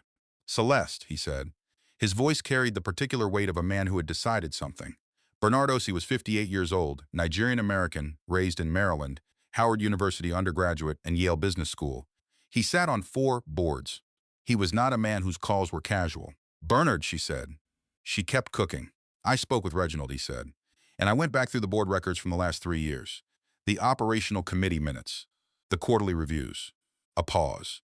"I wanted to verify what Reginald described before I called you." "And," she said. "I verified it," he said. "I have also spoken with 3 of the city council members from the River Hill negotiation. 2 of them remembered you specifically. One of them said, and I am quoting directly, that woman was the one who actually knew the community." Celeste's hands stilled over the pasta. That woman. She had been that woman in every room. She had been the one who knew the community, the one who knew the numbers, the one who knew the full picture. She had been all of those things inside a structure that had someone else's name at the top. "I will be at Thursday's session," Bernard said. "I will bring Camille. We have spoken." "Thank you, Bernard," she said. "No," he said. "Thank you for building something worth protecting." He hung up. She set the phone down on the counter. She finished making dinner. She ate at the kitchen table with the notepad in front of her, and she mapped Thursday the way she mapped everything. Who would be in the room, what they knew going in, what they needed to understand, the order in which information was most effectively delivered, the questions she anticipated and the answers she had prepared. She had done this before. She had done it for Sterling for 22 years. The board presentation prep, the investor meeting strategy, the community relations planning. She had always been the one who mapped it. She was mapping it for herself now. She had spent 22 years making herself easier to be around so he could be the loudest person in every room. She was done making herself smaller so someone else could feel large. That was the realization that had been building since the parking lot, since her mother's kitchen, since the Reginald meeting and the 4 pages and the midnight pressing and all the mornings she had sat at this table and done the work. She was done. Not with the company, not with her legal case, not with the community work she believed in.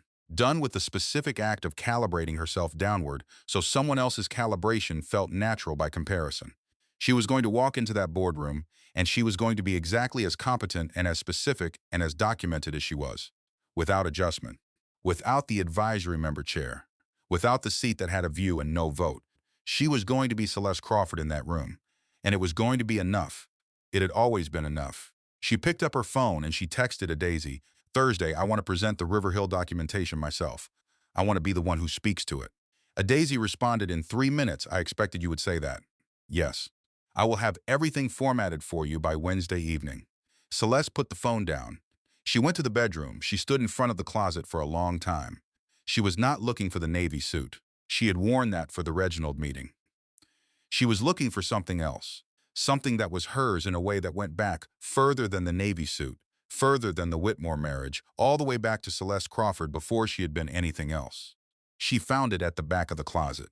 A dark red coat she had bought herself when she was 26, 3 years into the marriage, with a bonus from the financial consulting work she had done in the years before Sterling's company was profitable enough to need her full attention. She had bought it because she loved it, not because it suited an event or an occasion or an impression she was making, because she loved it. She had not worn it in 6 years. She took it off the hanger, she laid it on the chair, she was going to wear it Thursday. She called Solange. "Tell me about Camille Fontaine," she said when her sister answered. "I know the basics. Tell me the specifics." "Camille Fontaine," Solange said, and Celeste could hear the smile in her voice. 61 years old, Louisiana Creole family. 4 decades in corporate finance.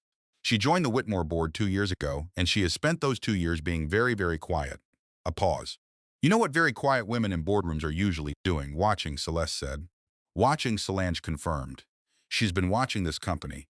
And from what Bernard said when I spoke with him 20 minutes ago, she has been watching you." "What did she say?" "She said it is long past time." Celeste sat with that. It is long past time. 4 words from a woman who had been in the room and watching and waiting for the moment when the right thing could be done. "There are more of them," Celeste said. "Women in rooms who have been watching and waiting." "Yes," Solange said. "There always are." "I have been one of them," Celeste said. "You have," Solange said. "And now you are not." That distinction sat between them on the phone line. She had spent 22 years being the woman who watched and managed and contributed without naming it. She was not angry at herself for those years. Those years had made her who she was. Those years had given her the knowledge, the contacts, the documentation, the credibility, the relationships that she was going to walk into that boardroom with on Thursday. She had not lost 22 years. She had invested 22 years into something that was now finally paying out in her name. She thought of her grandmother's letter. The one she had not yet framed, was still imagining framing. The one from 1963. "I am beginning again. I know how to do that." She knew how to do this. "Sol," she said. "Yeah. I need you in that room Thursday. Not as my attorney, as my sister." A pause. "I have been your sister in every room I have ever been in with you," Solange said. "Thursday is no different." She hung up. Celeste stood in her bedroom with the red coat on the chair and the notepad on the bed and the baby rolling slow and regular, and she felt the particular feeling she had learned to trust above all others. The feeling of being prepared. She was prepared. She was ready. She was Celeste Crawford, and she had always known exactly what she was doing. She was about to let everyone in that room know it too. She arrived at the boardroom 3 minutes before the meeting. Not early. Not dramatically early. The kind of early that announces itself. 3 minutes. The professional timing of someone who is where she is supposed to be at exactly the right moment. She was 37 weeks and 3 days pregnant. She wore the dark red coat, and she walked into that boardroom, and every person in it looked at her. Not because she had done anything to make them look. Because there was a quality in how she moved that was different from every other time she had entered this room. A specificity of presence. A fullness. She had stopped holding any part of herself back. Sterling was already there.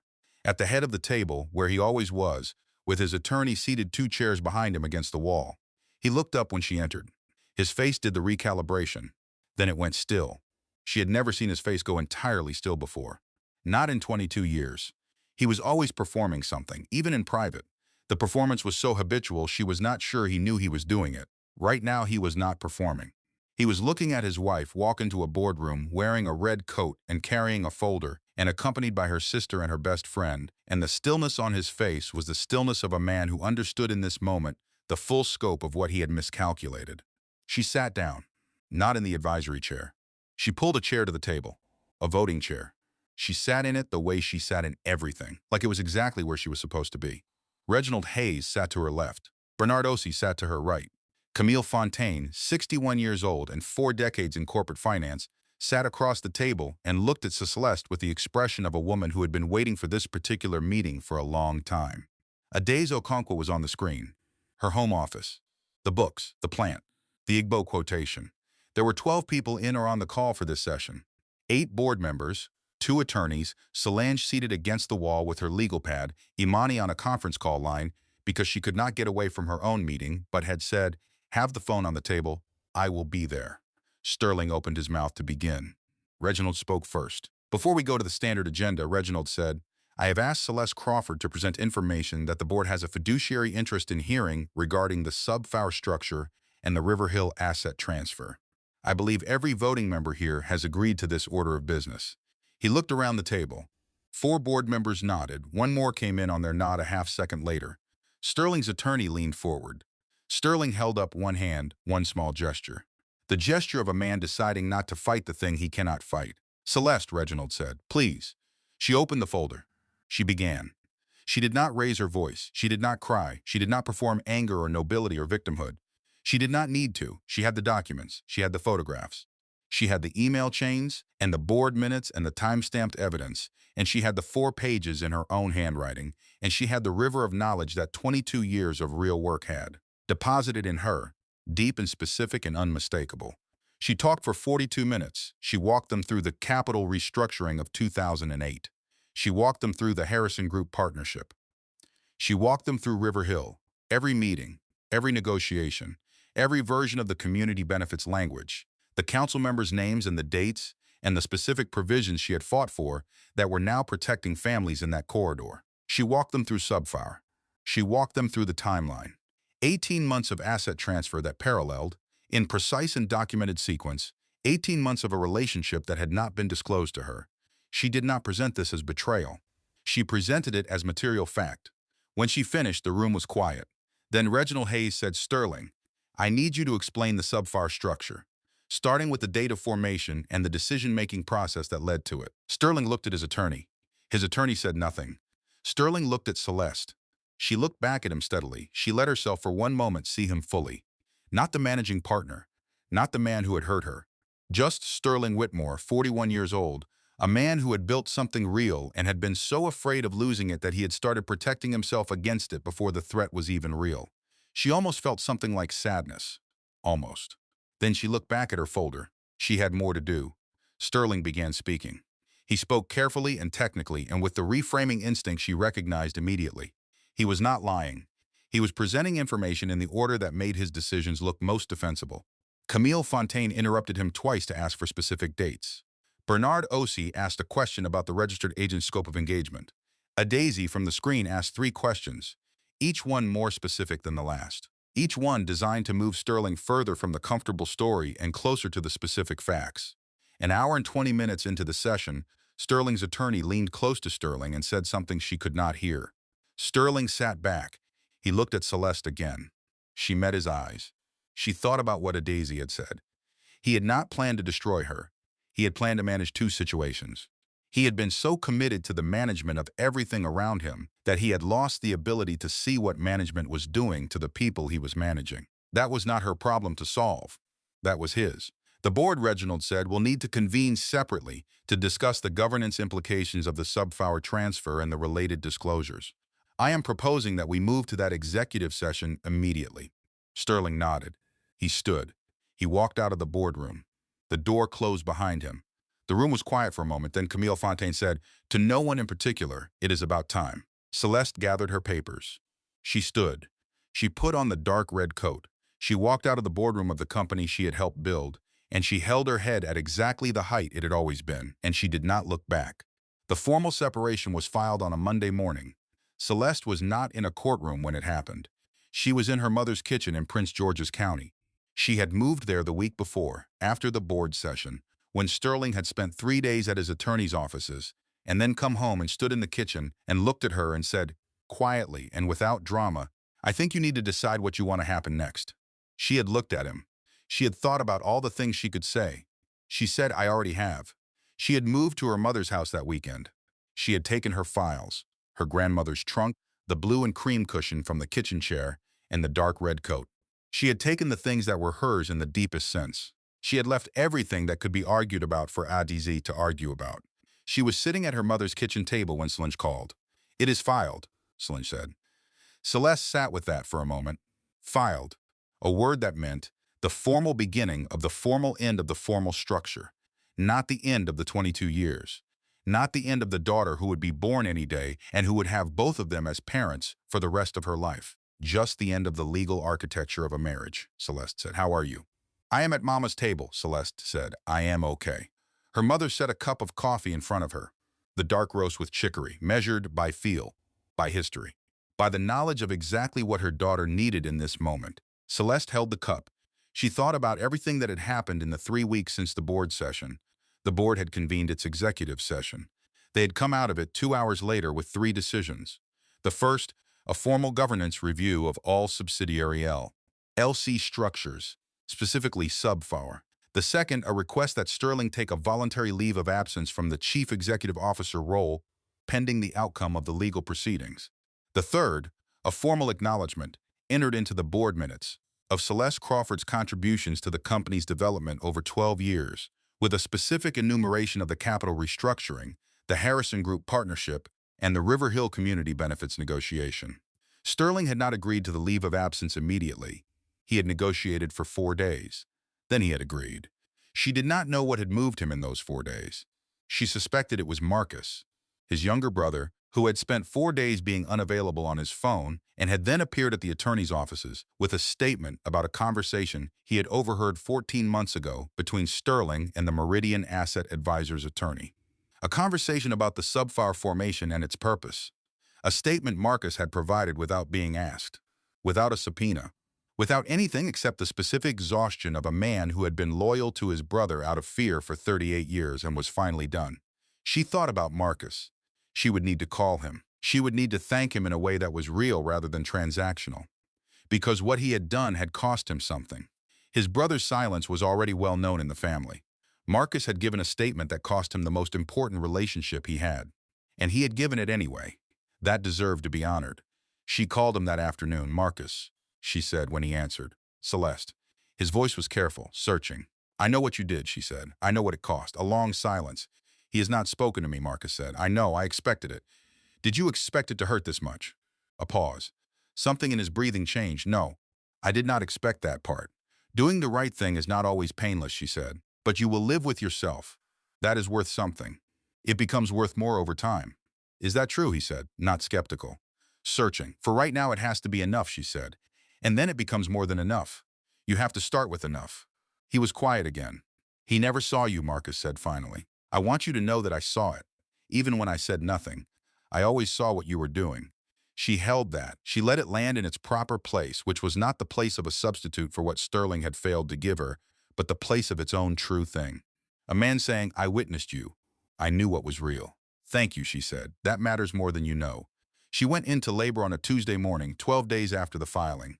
37 weeks and 5 days. Her doctor had said it might be early. Her body had known what it was ready for. Celine's drove. Amani met them at the hospital. Her mother arrived 20 minutes after they did, still in her coat, with a bag she had packed 3 weeks ago and kept by the door, because Rosalind Crawford did not wait for things to be certain before she prepared.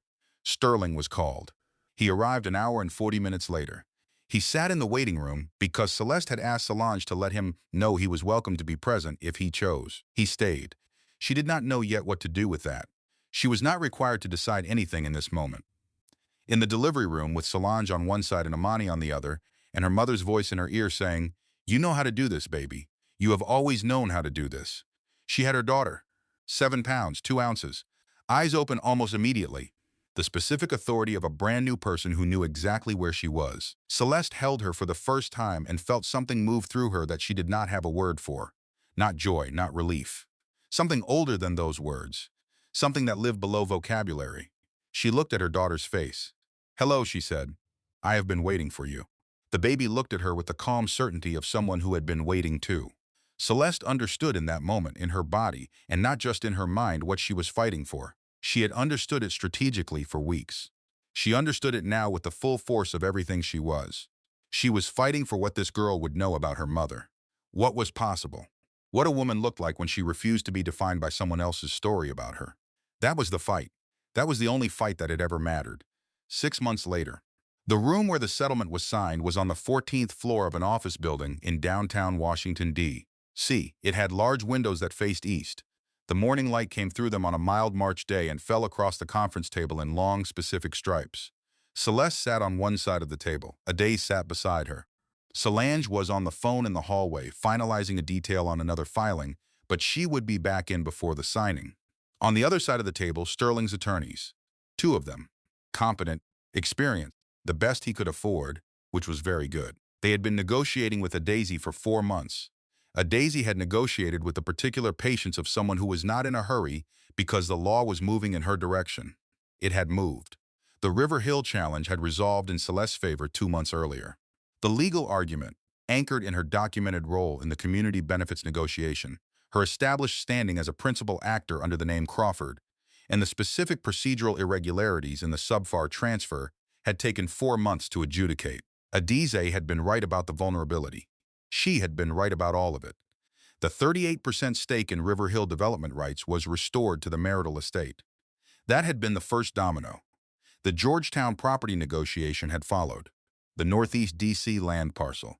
The operational contributions she had made to the company over 12 years. The invisible work made visible and documentable and real. The settlement reflected all of it. It was not a number she could name yet, not publicly, not in the way of a woman announcing her victory on a stage. That was not what this was. This was the formal recognition of a truth that had always been true. That she had built something. That she was worth exactly what she had always been worth, regardless of what anyone had believed or intended or signed papers about. She was worth exactly herself. Sterling was not in the room. She had not required him to be. She was not performing anything. She did not need him to watch her win. Winning was not what this was. She had said this to Solange the night before when they had been on the phone going over the final terms. "Are you disappointed he will not be there?" Solange had asked, not probing, genuinely asking. "No," Celeste had said, and meant it. "I do not need him to see it. I needed the record to reflect it. The record will." "Yes, it will," Solange said. The attorneys across the table presented the documents in order. Adaze reviewed each one in the particular way. Adaze reviewed everything. Without rush. With complete attention. She asked 4 questions. She received 4 answers. She made 2 amendments, which were accepted. Then she put the documents in front of Celeste. Celeste looked at them. She thought about the hallway, the tray, the lemon, the 7 seconds. She thought about the 4 pages of handwriting, the midnight pressing, the parking lot, her mother's kitchen and the soup and the arms that held her. She thought about Reginald Hayes saying, "Thank you for building something worth protecting." She thought about Camille Fontaine's 4 words, "It is about time." She thought about Adaze's grandmother's quotation, "The tree does not forget the rain that made it." She thought about her daughter's face when she was born. The eyes open immediately. The complete specific certainty. She picked up the pen. She signed her name. Celeste Crawford, not Whitmore. Her attorney had advised both were acceptable for the signing. She had chosen Crawford without hesitation. Adize watched her sign. She did not say anything. She did not need to. The quality of her attention was enough. Solange came back through the door just as the last document was being signed. She looked at the table. She looked at Celeste. She exhaled, slow and complete. Celeste stood. She put on the dark red coat. She walked out of that room. In the elevator going down, Adaze said, "The board has formally discussed the advisory board seat." "I know," Celeste said. "They would like you to consider a voting seat." "I know," Celeste said again. "Are you going to?" Celeste thought about it.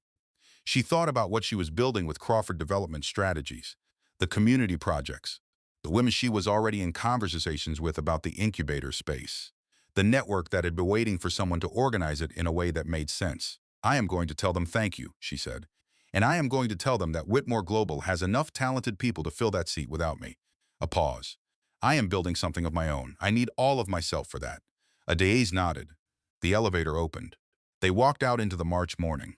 The light was real and specific, not thin and gray the way it had been in November. This was spring arriving, not quite complete, but coming, unmistakable. Celeste stood on the sidewalk. She breathed. She breathed for the first time in a long time like a woman who was not managing what her face was doing, not performing composure or strength or grace or any of the things she had been performing since the hallway and before it. She just breathed the air of a March morning in Washington, D.C. as herself. Fully, specifically, completely herself. Her grandmother had built from nothing and built something real. Her mother had built from her grandmother's foundation and built something more. She had built from both of theirs, and she was going to build something that lasted. She was not afraid of that. She had never been afraid of building. The East Rising Community Development Project groundbreaking happened on a Saturday morning in late March. Celeste arrived before anyone else. She stood on the corner of Eastern Avenue in the early morning light with her daughter in the carrier on her chest. The baby was 3 months old. She slept in the carrier with the confident ease of someone who trusted the person carrying her completely. Her face was turned against Celeste's chest, and her breathing was the slow, warm, absolute breathing of deep sleep. The block was quiet. 7 in the morning. The neighborhood was beginning its Saturday, slow and purposeful, the kind of Saturday that had a different texture than the weekdays. She looked at the building that was going to become something. Crawford Development Strategies Limited Liability Company had been registered in her name in February, 3 weeks after the separation was filed, and 2 weeks before she went into labor. She had registered it from her mother's kitchen table on a Tuesday morning, with her feet up on the chair across from her because her ankles were still swollen and her mother had insisted. The first project under that name was East Rising, a community development initiative she had been architecting since October, through the chaos and the pain and the legal proceedings and the pregnancy and all the rest of it. She had been making calls. She had been writing proposals. She had been using the Crawford network that had been building for 22 years. A resource center, a meeting space, a job training program, a small business incubator designed specifically for women who were beginning for the first time or beginning again. She had found the funding through a partnership she had built with 3 HBCU alumni foundations and a community development financial institution that had been looking for exactly this kind of project. She had written the application herself. She had not used Sterling's name in any part of it. The building was there before her. It was not yet what it was going to be. It was a building that needed work. But it had good bones and the right location and the specific quality of a thing that was ready to become something. She stood on the corner and she let herself feel the full reality of it. She had built this. From the hallway, from the 7 seconds, from the 4 pages and the midnight pressing and the parking lot and the soup and the red coat and the boardroom and the settlement. From all of it she had come here, to this corner on a March morning with her daughter asleep on her chest. This was not the life she had planned. This was better. Her mother arrived at 7:15 with a thermos of dark roast. "Your grandmother would have been here at 6, Rosalind said. "I was here at 6:15, Celeste said. "I am still an underachiever." Her mother laughed. The real laugh, the one you could not manufacture. Solange arrived at 7:30 with Amani. They stood on the corner together, the 4 of them. The women who had been in this with her from the beginning. A Daisy arrived at 7:45 and stood beside Celeste with the specific quiet authority she brought to everything. She looked at the building. She nodded once. "The tree does not forget the rain that made it," she said. "No," Celeste said, "it does not." Reverend Booker Ellis arrived at 8 o'clock. He was in his street clothes, not his robes. He walked over to Celeste, and he took her hand and he held it for a moment. "I owe you an apology," he said. She looked at him.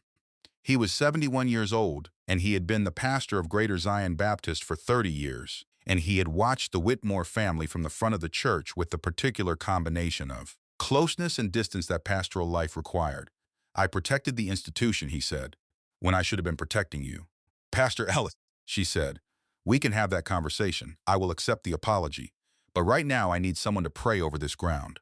He almost smiled. "I can do that," he said. He prayed. His voice was deep and had spent 50 years in the tradition and knew how to reach the specific frequency of a community that had survived things. He prayed for the ground and the building and the people who would walk through those doors. He prayed for the children. He prayed for the women who were going to find in this space something they had been looking for. He mentioned Celeste Crawford by name. He said, "For the work she has done and for the work she is beginning."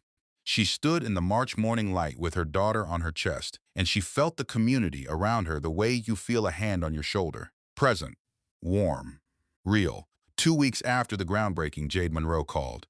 Celeste had been expecting it. She had been thinking about this call since the hallway. Since the moment in the kitchen when she had understood that Jade Monroe was not the enemy, was not a cartoon, was a 28-year-old woman from the same neighborhood who had made choices that had hurt people, and had also been shaped by the same man's need to control his own narrative. They met at a coffee shop in Capitol Heights. Jade arrived first. She was standing outside on the sidewalk when Celeste came around the corner. She looked younger in person than in photographs, with the specific quality of someone who had been carrying something heavy and was beginning to set it down. She looked at the baby carrier. She looked at the baby. "She is beautiful," Jade said. "Thank you," Celeste said. They went inside, they ordered, they sat. For a while, neither spoke. Then Jade said, "I need you to know I did not know about the LLC. I believe you," Celeste said. "I did not know about the plan with his mother. I found out after you did." I know, Celeste said. I was not trying to take anything from you. I know that too, Celeste said. And I also know you were not entirely without choice in what happened. I am not going to pretend otherwise. But I am not here to prosecute you. Jade looked up, then why?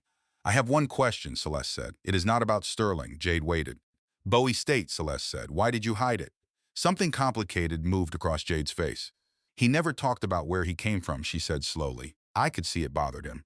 I thought if he knew about PG County, about Bowie State, he would not take me seriously, so you hid yourself to get him to take you seriously. Yes. Celeste looked at her for a long moment. I spent 22 years calibrating myself for his comfort, she said. I understand what it costs. I am not going to tell you what to do with your life, but I will tell you this. She paused. Bowie State is nothing to be ashamed of. PG County is nothing to be ashamed of. Any man who needs you to hide where you come from is asking you to hide yourself. You are young enough to stop doing that before it becomes who you are. Jade was quiet. How do you know me well enough to say that, she said. I do not, Celeste said, but I know what it feels like, and I am not going to know it and not say it. They sat together for another hour. They did not become friends. They were not going to become friends. But they were two women from the same neighborhood who had both been shaped by the same man's definitions of who they were allowed to be, and they were both in their different ways in the process of outliving those definitions. That was enough. For now it was. Eugenia Whitmore sent a letter, not a call. A letter on cream stationery, 3 paragraphs, no conditions. The first paragraph, what she had done and that it was wrong. The second paragraph, that she had watched Celeste for 22 years and had chosen not to see her and that this was a failure. The third paragraph, the baby. She wanted to know her granddaughter. She was asking. Celeste read it twice. She sat with it for a week. Then she called her mother and read it to her. Rosalind was quiet for a moment. What do you want to do? I want to say yes, Celeste said. Not because she deserves it. Because my daughter deserves to know her grandmother. Not the woman who made those choices. The woman who was capable of writing that letter. That is generous, her mother said. It is generous to Eugenia, Celeste said. To my daughter, it is just the truth. You do not cut people out of a child's life because of what they did to you. You decide what the child needs and you build around that. Her mother was quiet. Your grandmother said something like that, she said finally. What did she say? The child did not choose her family. The family chooses her.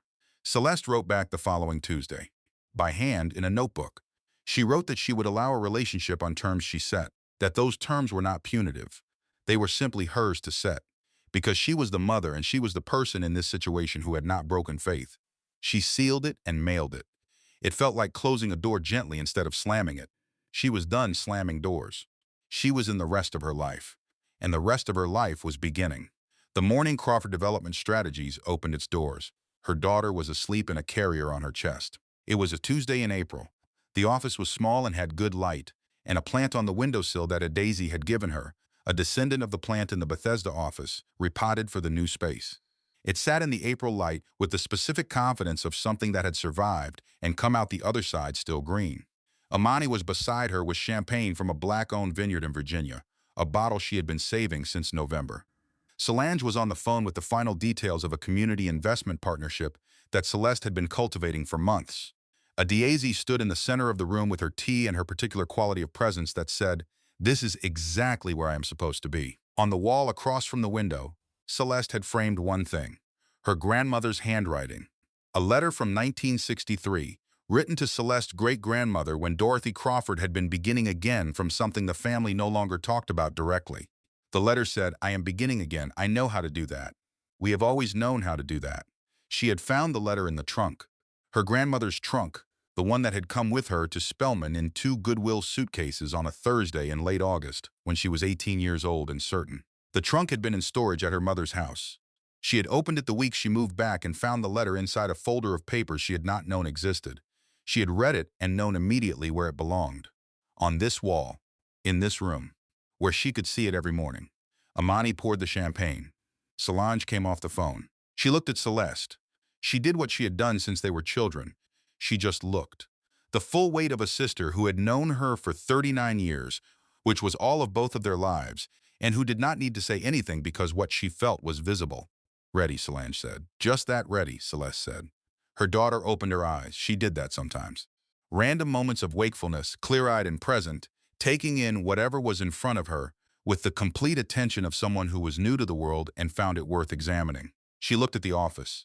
She looked at the wall. She looked at her mother's face. Celeste looked back at her. This girl. This girl was going to know that her mother had built something from the ground up with her own two hands and her own name on it.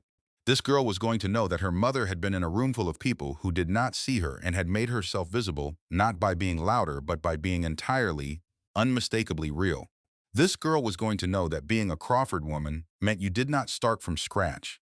You started from everything your people had built before, and you built from there. All right, Celeste said. She raised her glass. They all raised theirs. The room was warm and specific and full of women who had been in the whole of this with her, and the champagne was cold, and outside the window the April morning was clear and open and going somewhere. The future she had earned was not one moment. It was the morning she drove past the River Hill corridor and saw the construction signs with her name in the community benefits acknowledgments. Crawford, printed in the record, permanent and specific and true. It was the evening her daughter laughed for the first time, a full-body laugh, deep in her belly, and Rosalind Crawford caught it on her phone and played it 47 times before dinner, and every time she played it, she looked at Celeste the way mothers look at the children they raised when those children have made it through something. It was the quarterly review when the first 3 projects under Crawford Development Strategies came in ahead of projection, and Adeze set down her tea and said, "I told you," with the satisfaction of someone who had been saying it for years. It was the Saturday when Eugenia came to the house, the new house, the rented one in Northwest DC, with the garden that was barely a garden yet but had good bones. She sat on the floor with the baby for 2 hours. She made the sounds grandmothers make. She held her granddaughter with the specific wonder of a woman seeing something she had almost prevented and being changed by it. It was not forgiveness exactly. Forgiveness was still a process. It was something real that both of them were learning to call by its correct name. It was the Tuesday morning when Jade Monroe's daughter was born, and Celeste sent flowers, not because she owed it, but because a baby had arrived, and a baby was always worth marking. It was the Sunday when Reverend Ellis preached a sermon about the women who held communities together invisibly and named their names from the pulpit, not hers specifically, but she believed he was thinking of her, and she sat in the middle of Greater Zion Baptist in the seat she had occupied for 20 years, and she felt the community around her. Accountable and warm and real. It was every morning she woke up in her own house, in a life that was fully hers, and felt the specific quiet of a woman who had stopped explaining herself to people who had never intended to hear her. Sterling called sometimes. They were not friends. They were the parents of a daughter, and they were learning to do that at least. It was slow. It was honest in the way slow things were honest. She did not know what it would become. She was not required to know. She was required to show up for her child and that she could do, and that she would always do. What her grandmother had started, her mother had continued. What her mother had built, she had inherited. What she was building now, her daughter would stand inside and call home. She was not afraid of that. She was not afraid of anything that was coming. She was Celeste Crawford. She had always known how to do this. She raised her glass one more time. Just herself, in the quiet of the new office before the day fully began, before anyone else arrived in the April light, with her daughter on her chest and her grandmother's handwriting on the wall. She raised it to the women who had come before. To Dorothy Crawford, who built from nothing and called herself a businesswoman. To Rosalind Crawford, who raised 2 daughters in the belief that dignity was a daily practice. To every woman who had sat in a parking lot or a church pew or a kitchen floor at 2 in the morning and felt the full weight of everything and gotten up anyway. Her grandmother used to say that Black women do not start from scratch. We start from experience. Every single time. She understood that now in her body. Not as a lesson. Not as something to perform or display or narrate. In her body, where it lived alongside everything else that was true and permanent and hers. She had not lost 22 years. She had built 22 years of knowledge that no man and no court and no amount of money could take out of her. She was Celeste Crawford. She was building. Whatever came next, she was more than ready. The morning light came through the windows of the office and fell across the room in stripes that were not thin and gray but warm and specific and real. Her daughter breathed against her chest. Amani was going to arrive in 10 minutes with pastries from the bakery on Eastern Avenue, the same bakery where she had started all of this, in the days right after the hallway when she was sitting at kitchen tables trying to understand what she was looking at. She understood now. She understood everything. She was not the woman from the hallway anymore. She was the woman from the wall, the one in her grandmother's handwriting. Beginning again. Knowing how. The door opened. Amani came in. "We ready," Amani said. "We ready," Celeste said. And they were. They absolutely were.